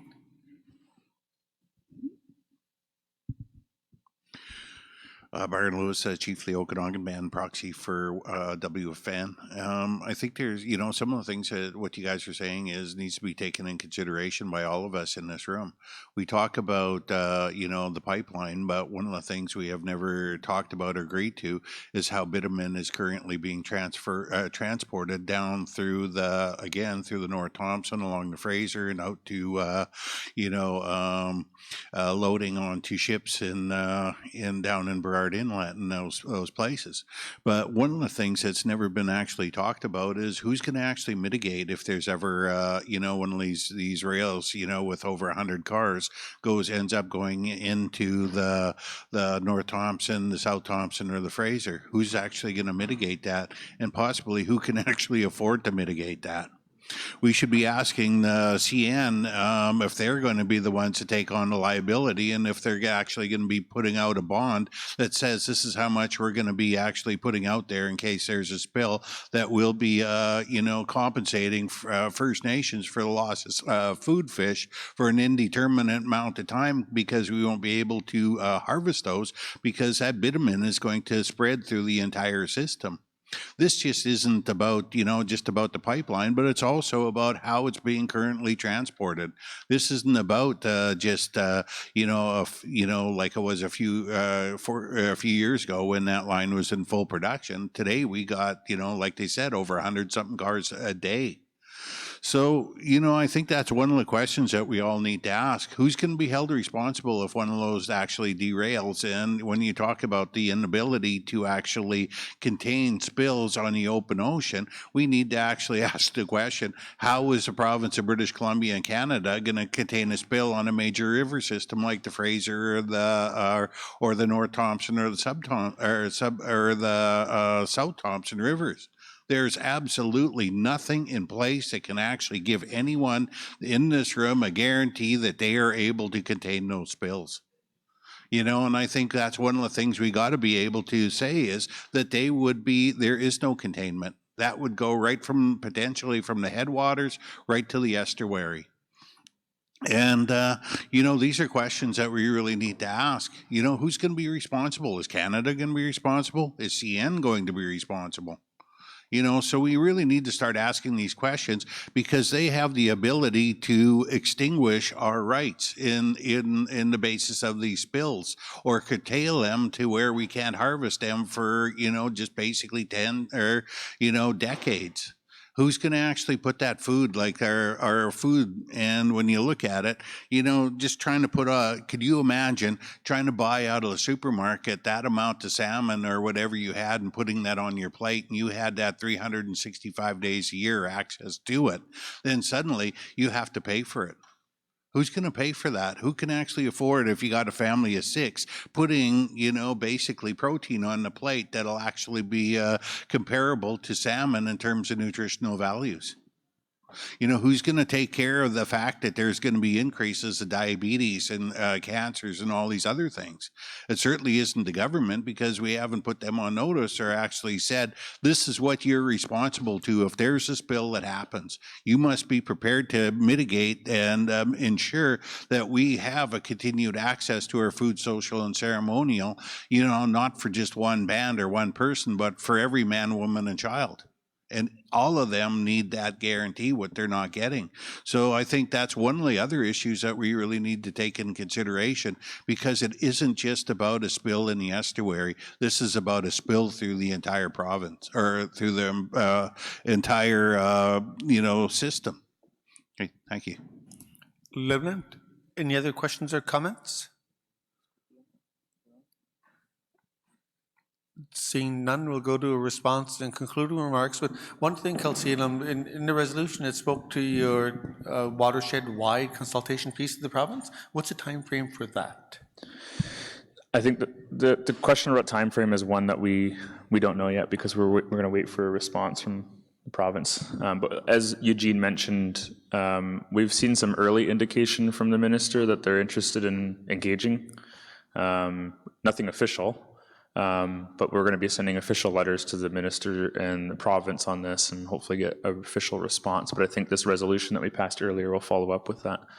The only comment that I was going to make I think the wonderful comments about addressing the threat and impacts on the shipment of diluted bitumen by rail is really important. And I think that's something that I would suggest, not knowing any previous work on this. Welcome some research or some informed people telling me if they know more, but maybe that's something that we consider doing some resolutions on for the next assembly, to ask those questions and start coordinating around that issue as well, because I think that that's vital, both for all the points that you raised and the impacts of it, and I think that that's important that we push the federal government and the province on those issues where their jurisdictions are involved. And I think that it's an opportunity for some resources, the UBCIC, to support that and to call on those levels of government and associated entities like CN Rail and others, to see what they actually say and to hold those groups responsible if needed, when needed. But I think that this work is ongoing. It's arduous, but I think I continue just to, in closing, express a lot of gratitude to the UBCIC, to the executive, and to the Chiefs Council here for a lot of the support that we've received over the years on behalf of the Squamish Nation in our court cases and our challenges. And I know a lot of First Nations have really supported us. UBCIC has been very supportive, and I think just in closing, as we continue this struggle, just really want to say thank you to each and every one of you. Eugene, you good? Yeah, I'll just... Mike 5? Thank you. I'll just thank you for your question. I think you raised, and you're right to be concerned about a spill of diluted bitumen, no matter what container it comes from. Just 2 quick points. So the question of regulating rail is encompassed within the BC reference case, which is now going to the Supreme Court of Canada. The Court of Appeal decided that they thought it was only about the pipeline, but of course the regulation is meant to cover transportation by any means in the province. So that's one to just watch out for, which could have an impact on the discussion.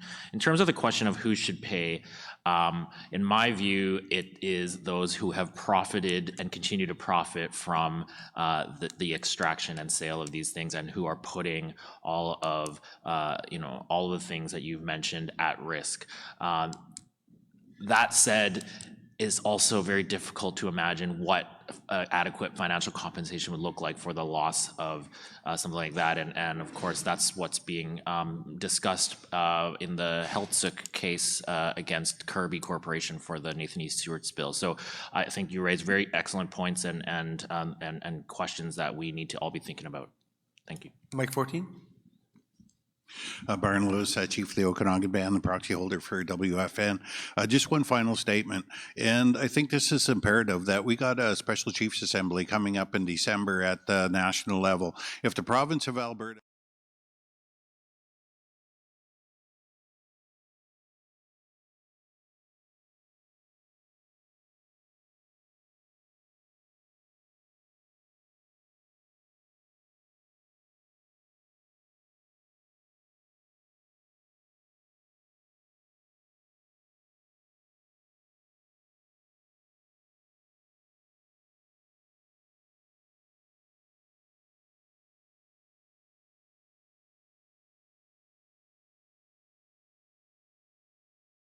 is coming to our stocks in case of a spill, because this not only affects the people of the Fraser River, but it also affects every coastal nation where those salmon turn right and go swimming up towards Alaska. This affects us all, and if this is the case, if they can argue this is national importance, so can we. So I'd like to see a resolution going on the floor at the Chiefs Special Assembly coming up in December, and hopefully everyone's there to support it. Okay, thank you. Llewellyn, thank you, Chief. Thank you to the panel. We have to move on.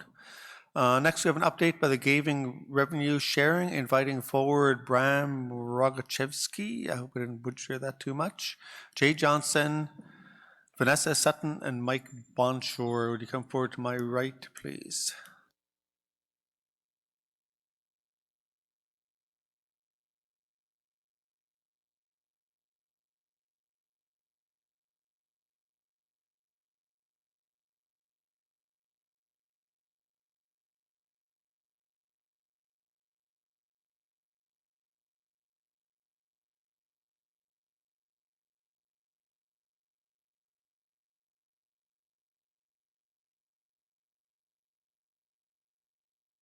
And if we could do this in about 20 minutes or so, that'd be ideal. Who's going to start? Mike 4?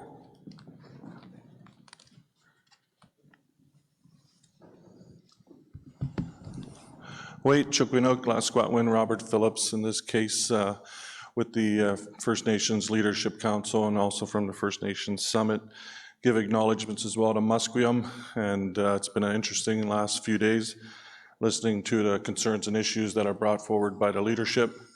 And this one is a really, of course, good news story in terms of gaming, because I know I look around and all the leadership from past to present and certainly into the future, we've been fighting gaming for so long. And I remember the days when we go and meet with the Premier and Christy Clark, and we talked about gaming, and Stuart and everybody was there. She would basically laugh right in front of our face. And I know Premier Campbell, you know, there was a lot of attempts with Premier Campbell as well, and there was some very close discussions of getting things done there, but at the end of the day, gaming didn't happen. And then Jay Johnson and the rest of the gaming commissioners and Grand Chief Joe Hall on a shoestring budget kept it alive, and many other leaders from the past as well in gaming. And it was a tough, very frustrating attempts in British Columbia, because we're one of the last jurisdictions in Canada and North America not to have gaming. And I remember as well Cook B. Wilson and others, and we go into these meetings and it just didn't happen.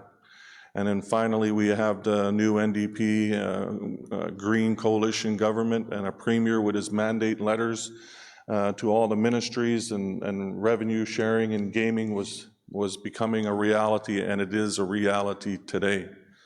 So I know that the 194 million approximately over the next 2 years, if you haven't signed up, there's a booth outside. Get your name on there. I think we have about 75% already that have applied, so that means there's 25% or more out there that haven't. Jay and others can give you a good in-depth analysis of what needs to be done, and in terms of paperwork if you haven't done so already. And what happens if in the next 2-3 years you do not do out your paperwork? It will then go into general funding again for the rest of the First Nations who have applied and are receiving. So my understanding, the monies and funds will be flowing out very soon, if not already. And I think this is one of those things that we need to make sure it goes out to our communities in areas that are needed. So it's not going to be individually, unfortunately, going to individuals and band members. It is for you know, your general revenues in terms of the areas that have been identified, which is a pretty broad scope of what can be done in terms of your capacity and economic development, your health care, your housing, whatever you feel that is necessary for these social economic issues that we have in our communities for revenue. And then, of course, 3 billion plus in the next 25 years. That's what we're forecasting. 3 billion plus in terms of revenues that of the 7% that will go out to from revenue from gaming.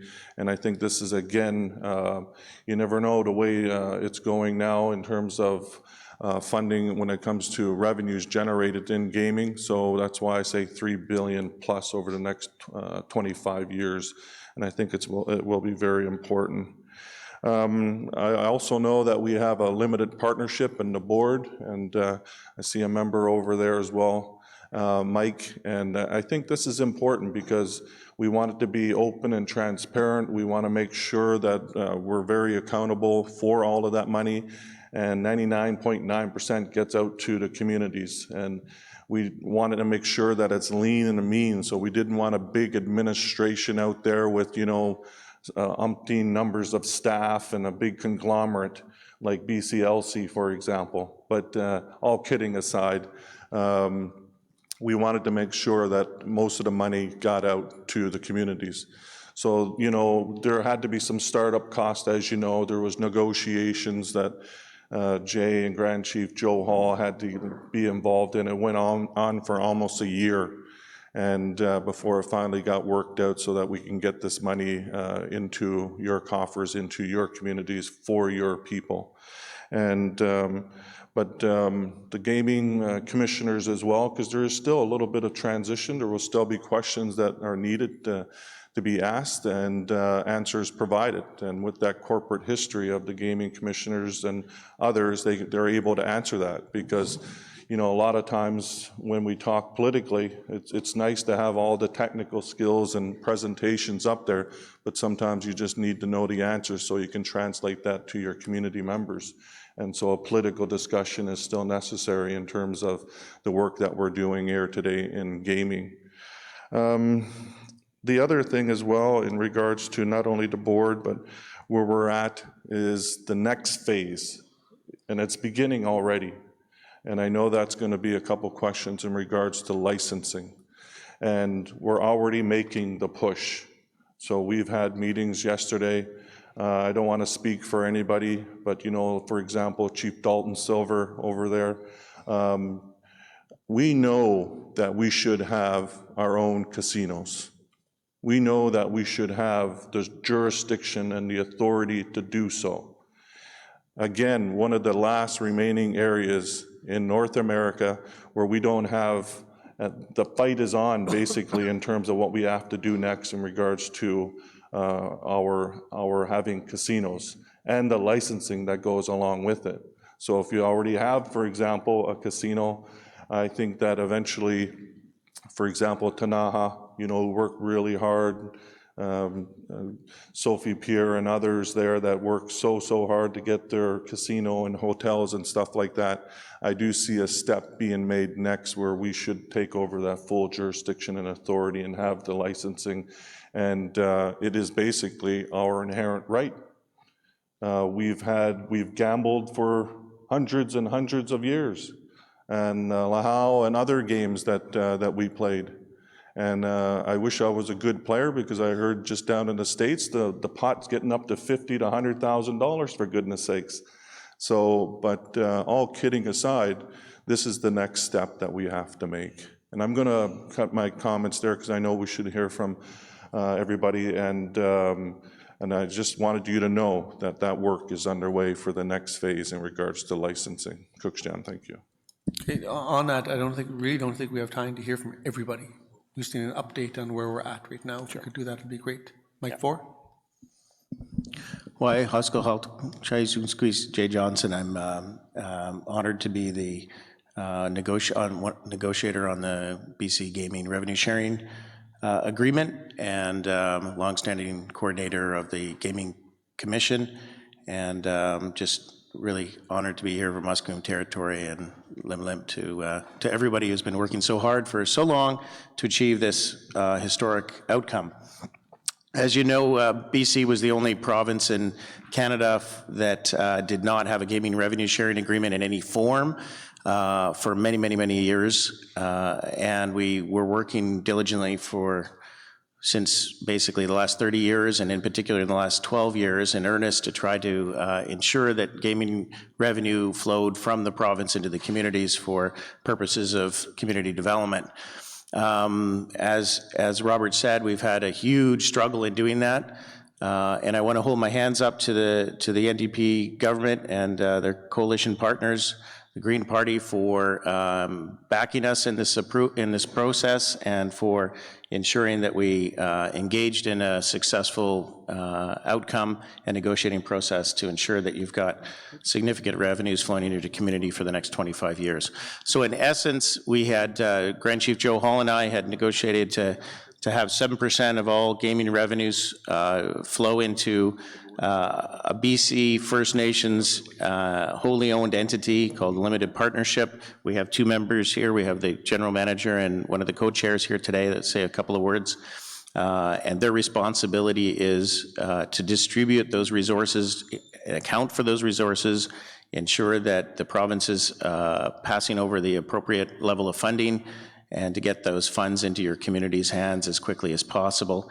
And then in the second year, to ensure that the paperwork's done to account for the spending of those funds for your community benefit, and to ensure that your next year's funding will continue. And that will go on for the next 25 years. And as revenues grow, because it's a percentage and it's going to float, those values and benefits to your communities will also float with it. What we've been doing since November, when we had an agreement in principle at the Premier's gathering that was announced by the Premier in November last year, is work to nail down what that meant in the budget, and in terms of a quantum, in terms of the details of the delivery process and so forth. So after the February budget, we had our lawyers and our negotiating team move in a concentrated effort to get the final agreement. We had the agreement passed by our leadership, and we had the agreement passed to a certain degree through the province. On the 11th hour, one of the auditors in the Ministry of Finance detected that there was an impediment to their delivery, in that they'd never seen an agreement that had the kind of certainty and guarantee of funds delivered over a 25-year period before. And the government lost its discretion to cancel the agreement. And that meant that the auditors thought they would have to book the full amount of the $3+ billion in the first year, which of course is prohibitive from the province's perspective to do. So we spent the summer having to do a bunch of work none of us thought we had to do, which is redesign another way to get exactly what we agreed to out to your communities. And what we've done is we bifurcated the agreement. We have 2 years now guaranteed in the hands of the limited partnership for distribution, and we're completing, as the minister said this morning, legislation to guarantee that the agreement is enshrined in legislation for the next 23 years after that. So that work's ongoing. We expect that to be passed in the fall session. It should be introduced this month, and we're still hopeful and pushing for the final agreement and legislation to be completed for the November gathering. So maybe what I'll do is turn it over to the limited partnership to talk a little bit about the great work they're doing, and I would like to congratulate them for a successful transfer of the first round of funding. I understand that over half of the communities in the province signed on and received their funding already. So Lynn, congratulations, and thank you very much. Thank you. Mike 5. Thanks, Jay. Gilakasa Namut, Gilakasa Gigame Nuguam Ikwegalao. My name's Mike Bonshore. I'm the member of the Dowdinok First Nation of Kingham Inlet and the co-chair of the BC First Nations Gaming Revenue Sharing General Partnership. Our first, perhaps our next order of business is finding a shorter name, but just a quick update in terms of where we're at today and how we got to here. So the board was instituted sort of late last spring is when we were put in place. One of our first orders of business was, as Robert said, putting in place the lean, mean staff, and so we've over the course of the summer leading up to today, we've got most of our staff in place. So I'm happy to introduce Vanessa Sutton, our general manager. We also have Kelsey Marchand, who's our community outreach person there in the back. In advance of receiving the funding that the minister referred to earlier, we spent quite a bit of time getting in place our financial systems and our financial policies and so on, so that we could have all the necessary governance systems to enable the receipt and distribution of the funds. So that is all in place. As Jay mentioned, our first, the initial communications went out from the partnership in August the 12th, so shortly after the agreement was signed off. And so I appreciate that's not the best time to be sending communications out to communities, but we wanted to get it out as soon as we could, as soon as the agreement was the 2-year agreement was signed off. And so since August the 12th, we've had nearly 150 communities sign up. We authorized and released payment for the communities that had signed up prior to the end of September, and that was roughly about 100 communities have now received their share of the gaming revenue. So we're going to take sort of a measured approach to this. So our next distribution will go up to the communities that have signed up subsequently at the end of this month. So we have about 25% of the communities that haven't signed up yet. So our staff are working diligently to reach out directly to those communities to understand if they have any questions or if they don't have all the information. And we hope that hopefully we'll reach a full 100% of the communities in short order. We anticipate that our plan, according to the gaming revenue sharing agreement, is that the second years of funding will go out next spring in May of 2020. So we'll work towards that as well. And I think I'll keep it at that. But lastly, just encourage the folks around the table, the representatives around the table. If you haven't signed up yet, please reach out to our staff, our office. If you have any questions, or perhaps you don't have all the information, but I think everyone probably does. And that is about it. In respect of the chair's request for time, our Vanessa and Kelsey have a table at the back they'll be there for the balance. They've been here since for the session. They'll be there for the balance of the day to take any questions, right? Okay, I appreciate the panel keeping it short. Just signal to the Chiefs Council that the union's representative on the Gaming Commission didn't make it past the last election. So in February's Chiefs Council meeting, we're going to be putting on a request for who would like to be the union rep on the Gaming Commission that oversees and negotiates with the province and whatnot. So with that, any questions or comments?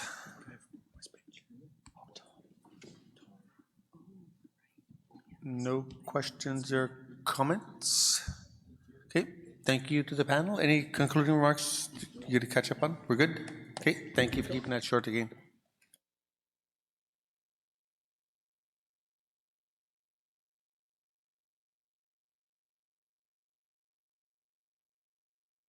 Next, we have an update in New Relation Trust. Chief Byron and Chance Gamble, would you come forward to my right, please?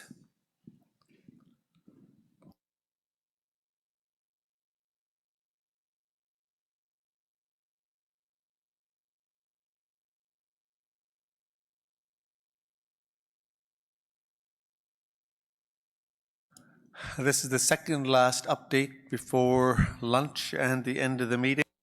So again, asking you to shorten your presentation as much as practicable, please.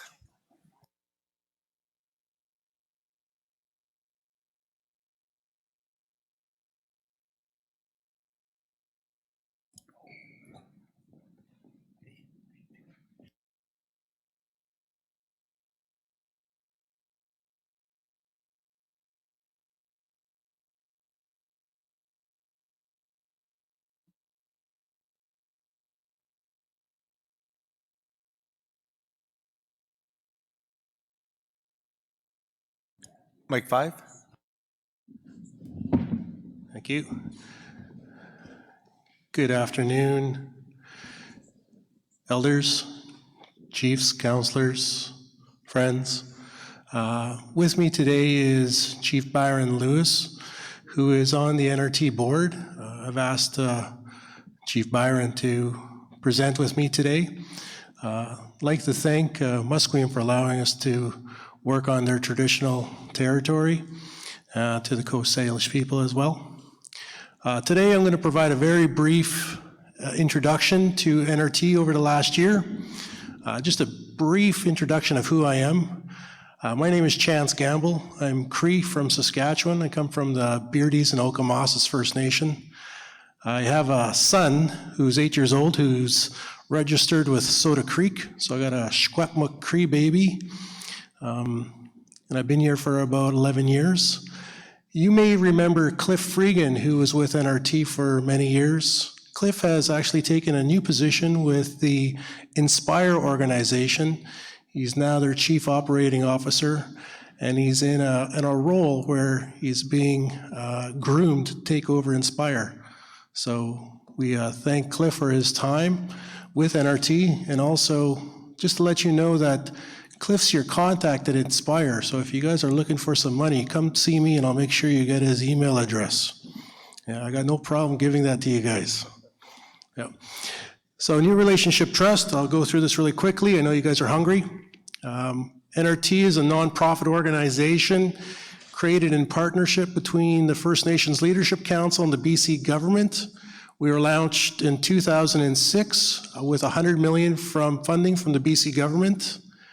NRT has allocated over $95 million in the 13 years to capacity development initiatives and to administration. Currently, our investment fund sits at $88.4 million. I got an update yesterday. We're actually at 92. We've had a good return this last year. Each year we spend funds. So at the beginning of the year, our fund goes down. But then as we make some more investment gains, it goes up. And so we've stayed pretty close to the 100 million mark. We've also developed some relationships with the federal government to develop some of their initiatives, to deliver some of their services, some of their programs. It helps us bring down some of our administration costs, and also it allows us to better meet our mandate of providing capacity development support to First Nations in BC. NRT also undergoes a legislative review every 5 years. That was completed, the last one in 2006. And each 3 years, we go out and do regional engagement sessions.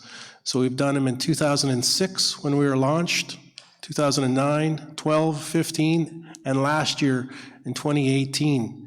And during those regional engagement sessions, we ask communities and leaders how they feel we're doing, where they want us to spend the funds, where they want us to look at new opportunities, and also what do they see as the plan for NRT. And over the years, as a result of the work we've done, we find more and more people are saying that they want NRT around for future generations so that their children and grandchildren can benefit from NRT as well. And so NRT's board has worked at developing new investment strategies and new spending strategies to help ensure the fund is around for as long as possible. As I mentioned earlier, NRT does regional engagements every 3 years. We go to 10 locations. In the surveys that are handed out, and also we come to the leadership gatherings as well. So we'll come to UBCIC, the summit, the BCAFN, and we'll provide the surveys to the leadership at those gatherings and ask them to provide us with our feedback. And pretty much we're at about 85 to 95% approval rating for the initiatives that we've developed in the past, and also the spending strategy as well. Vast majority favor investing in NRT fund so that it remains available for future generations. Mission and vision, NRT invests in the capacity development and transformation of First Nations governments and their citizens, and our vision, self-determined, self-sustaining First Nations with effective governments and healthy, empowered citizens. Guiding principles, we support individuals on communal self-sufficiency, effective communications and engagement, ensuring fair and equitable access to our services and funds, and increasing the investments fund while not duplicating or replacing existing government or First Nations programs. Our strategic plan, each year as required by the NRT Act. NRT was created by legislation. In the Act, it states that we are to conduct a strategic plan each year.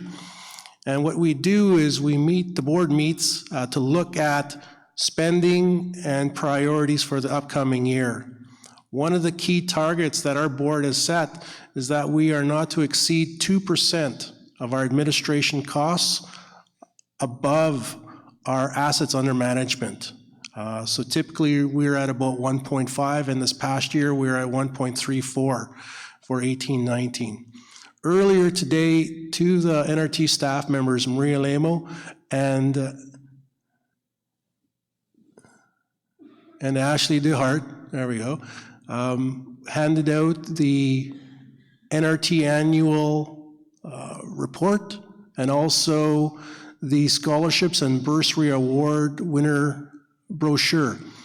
So the NRT annual report provides feedback regarding last fiscal year, and the brochure shows you all the award recipients regarding the scholarships and bursaries. And last year we funded 350 students. One of the key strategies going forward for the NRT board is to use the investment and spending strategies to ensure that NRT becomes a perpetual fund, one that's available for as many generations as possible.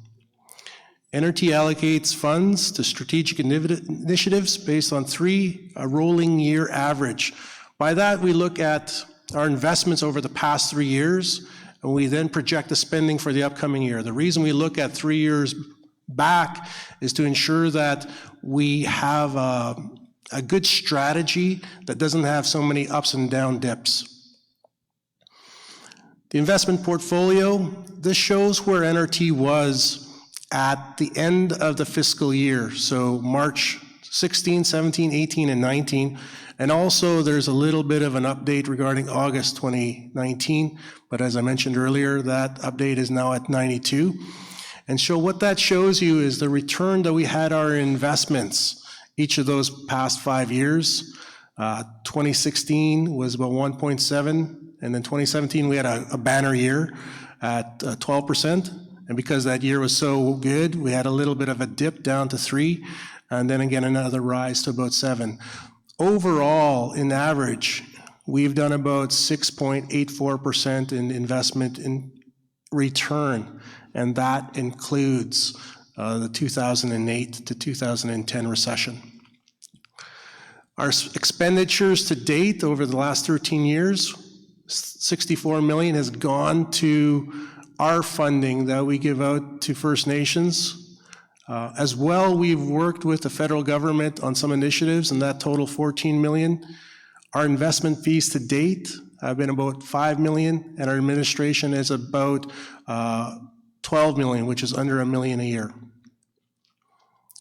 Our funding for this past fiscal year matches very closely with our current fiscal year, which is 2.4 million for governance, 875,000 for economic development, 850,000 for education, 200,000 for language, and 500,000 for youth and elders, for a total of 4.85 million this year.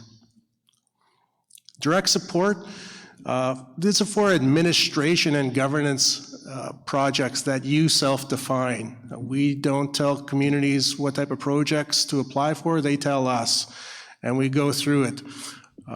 Each year we fund usually about 1.5 million for direct support, and that's for policy and governance projects, up to 25,000 for a First Nation, and if three or more First Nations work together, the projects will be funded up to 50,000. Projects may include policy development, feasibility studies, and other capacity building for First Nations governance. Recently, we introduced Tribal Council Policy Initiative, at 250,000 a year. We approved BC First Nations tribal and nation councils to support their policy development and to promote information sharing amongst the tribal councils. We still have funding available for direct support, and we still have funding available for tribal councils. So if you are interested, please let me know after this meeting.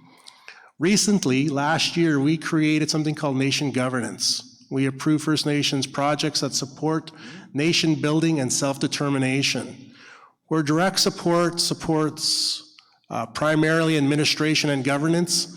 Nation Governance Initiative actually focuses in on self-determination, so research, exploration, practice of First Nations rights and title to advance their authority and jurisdiction over lands, resources, citizens, and services in a modern era context. To ensure that we share as much information across BC as possible, what we ask is when we fund a project, we ask the First Nations to allow us to share their completed project, their reports, with the First Nations Technology Council. And so the reports will go on to the Resource Center website, and that just helps us prevent a duplication of funding over multiple projects. We do some economic development, entrepreneur and community attribute initiative at $600,000. We support First Nations businesses by providing cash equity, matching funds up to $5,000 for entrepreneurs and up to $25,000 for community-owned businesses. This initiative, we partner with the Aboriginal financial institutions in BC. There's 5 of them. They review the loan applications, and then they let us know who they provided matching grants to. So essentially, if you're an entrepreneur, if you have $5,000, if your loan is approved by the financial institution, the Aboriginal financial institution, you could potentially receive a matching $5,000, which will help you increase the size of your loan. And for community-owned businesses, we can match up to $25,000, which may just help you to expand that loan. We also support the BC Indigenous Business Awards at $25,000 and the Young Entrepreneur Symposium. The Young Entrepreneur Symposium is the only national event that we do. We've developed it in partnership with Cliff Regan and Dan Brandt, who brought it to NRT quite some time ago, and NRT continues to carry it on. We work with young entrepreneurs ages 19 to 30. Typically, there's about 150 youth who attend, and they're introduced to entrepreneurs, role models, business leaders. They have 3 days of competition. We make sure that we split up friends so that they're working with people from across Canada, people they've never met before. And those teams compete against each other in a challenge format. One of the challenges is each team has to do a video. And by video, I mean it's a commercial. So they work with a professional TV production team, and they develop a 4 TV-ready commercial that's 15 seconds. And that's along with other challenges and along with the panels that they do. Typically, youth are spending 12 to 14 days over those 3 days working with their teams. I've heard that this is the best youth initiative across Canada, and I've heard that from quite a few people. This is coming up in November 18th to 21st here in Vancouver. So if you have any youth that are interested, please let me know, and I'll ensure that you get information about registration. For education, we provide scholarships and bursaries at $600,000. They're available to First Nation students from BC to attend an accredited post-secondary institution on a full-time basis. To date, NRT has provided $8 million, but we've also created an arm's length standalone foundation so that we can approach others to increase that. And the foundation has actually raised an additional $2 million. And so now, over the past while, what NRT puts into scholarships and bursaries, we've tripled through our partnerships through the foundation. K-12 program, we provide funding support to increase First Nations high school graduation rate. Eligible applicants are BC high school communities, First Nations communities, and BC First Nations schools. This focuses on English, math, and science, up to $5,000. There are some K-12 funding available. This was just announced in September. K-12 is based on the school year, so if you're interested, now's the time to apply for this.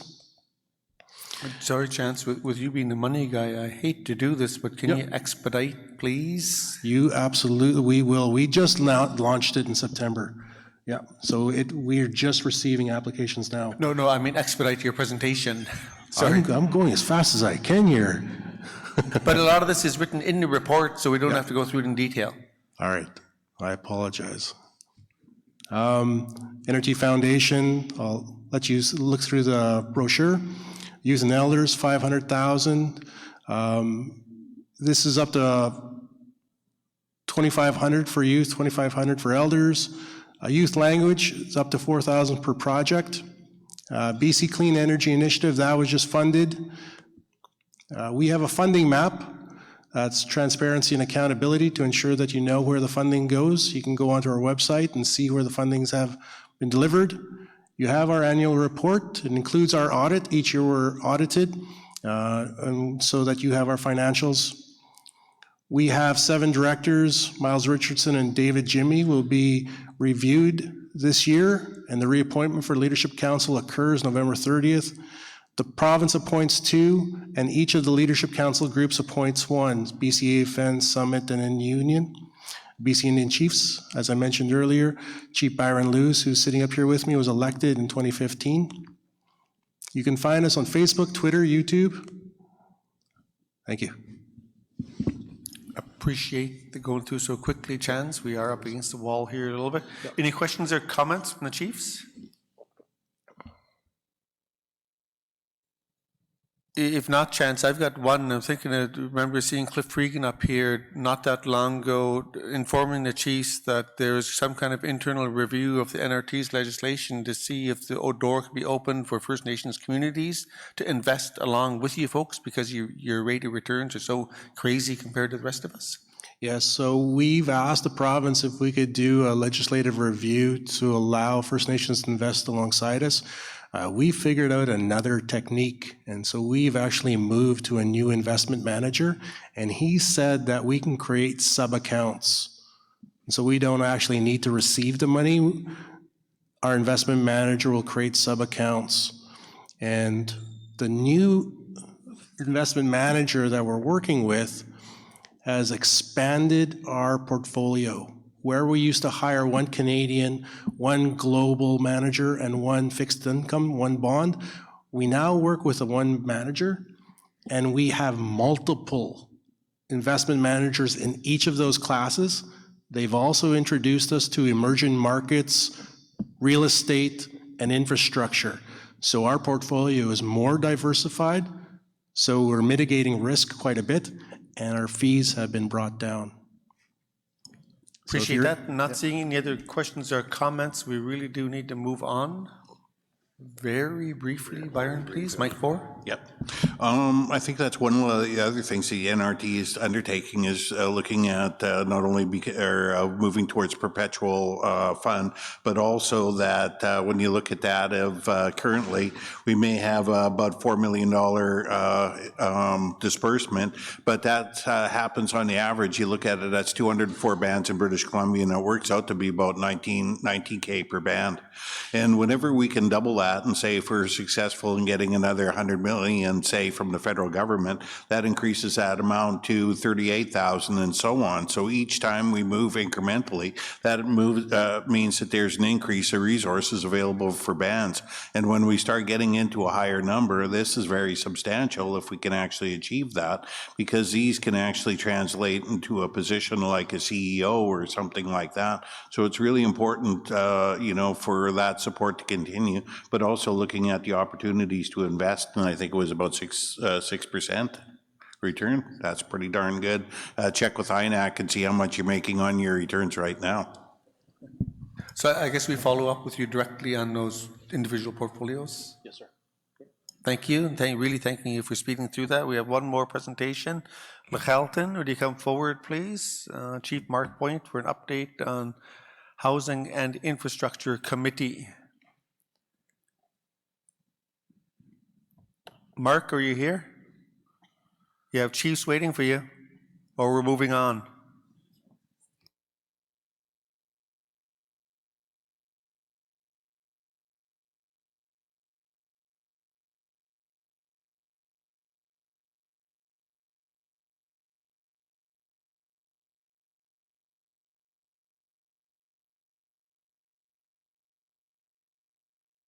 Okay, we've got about 15 minutes scheduled on the agenda. If you do that or quicker, that'll be greatly appreciated. Mic 1. Good afternoon, everyone. My name is Mark Point, and I'm the co-chair of the Housing and Infrastructure Council for British Columbia. I don't have a presentation for you. I don't have anything to put up on the screen, but I will tell you, I'll bring you up to date on where we are on moving and establishing a housing authority for British Columbia First Nations. We've been at this since November 2017. We created a board, received a mandate from the three organizations, UBCIC, the Summit, and the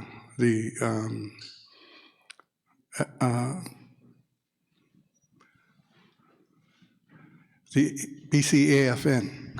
And Leadership Council has directed us to move forward to establish this, the authority to bring housing to BC, similar to how health has been brought to BC. We have engaged 2 rounds of consultation with communities, and we continue to engage communities on how they would like their authority to look, what kind of work it should do, and essentially to make it a BC service to our communities. Because we've always said that we could do a better job than what Indian Affairs and what CMHC does. It's been a truly exciting experience getting out to communities. We're also at the same time have created a housing group that's bringing together all of the people that work in housing from communities.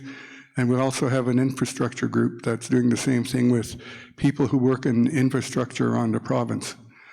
We have broken down and also established a leadership group who engages government-to-government negotiations.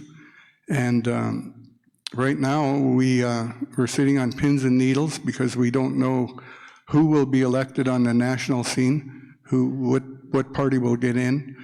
We generally have the sense that if the Conservatives get in, that we probably will be starting from ground zero again, or even if the movement will take place, because we're not too sure whether the Conservative Party is supportive of anything that has the name UNDRIP on it. And if the current government gets back in, it's business as usual. But we have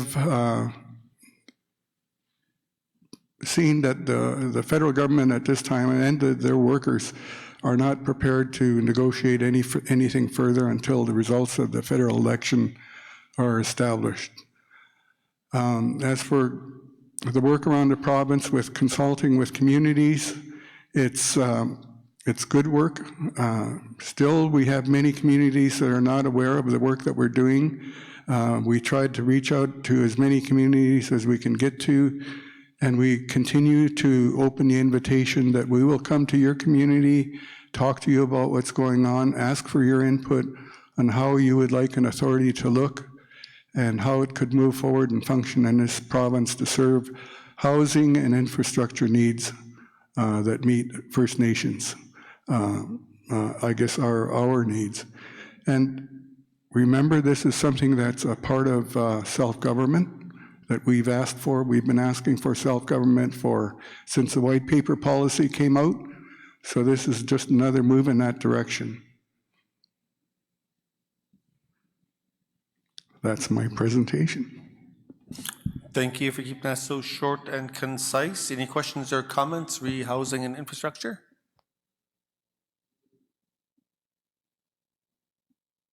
Seeing none, Haichka CM. OCM. So that concludes our agenda. We'll go to the Grand Chief for closing remarks, inviting our elder to come forward once the Grand Chief is finished to end us off in a good way and bless the table, because lunch has been there for a while. And we have a draw to do as well. Mic 4.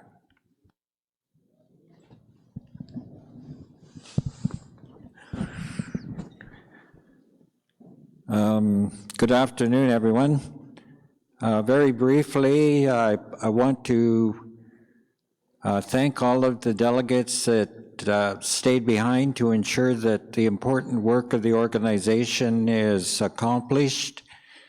It was an amazing 3 days. It was probably one of our most challenging and busy agendas for some time, and I would like us to express our appreciation to Tyrone for getting us through a very difficult agenda.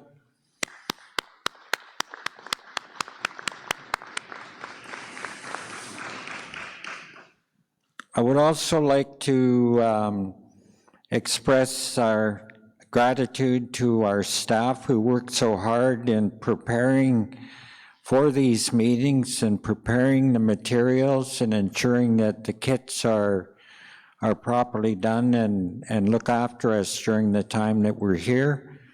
So if we could show them our appreciation.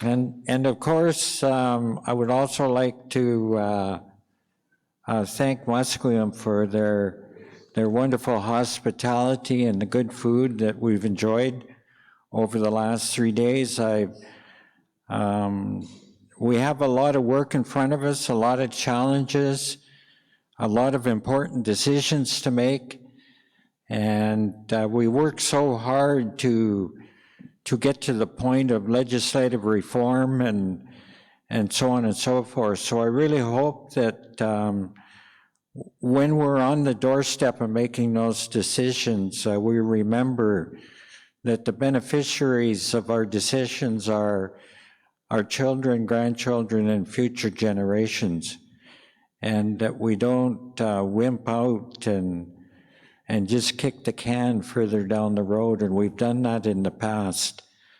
So we have to make these decisions when we're called upon.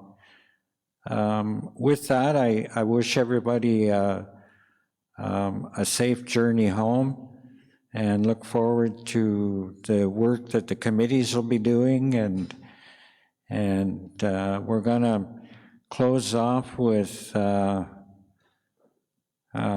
Matthew over there doing an outstanding dance for us. No, I'm just kidding. So with that, I guess we'll ask our host to close off. Lieutenant Grand Chief, just before we do that, a quick piece here on a draw. As mentioned a few times, we're doing a fundraiser for David Dennis with a print of David's dad and Elaine's dad and a $100 gas card. I'll ask Don to draw out a ticket.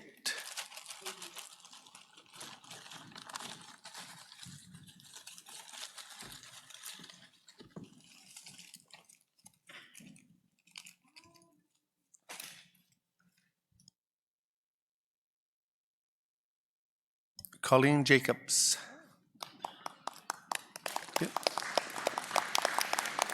Chief of Chachlap. So with that, turn it over to Elder Thomas, mic 1.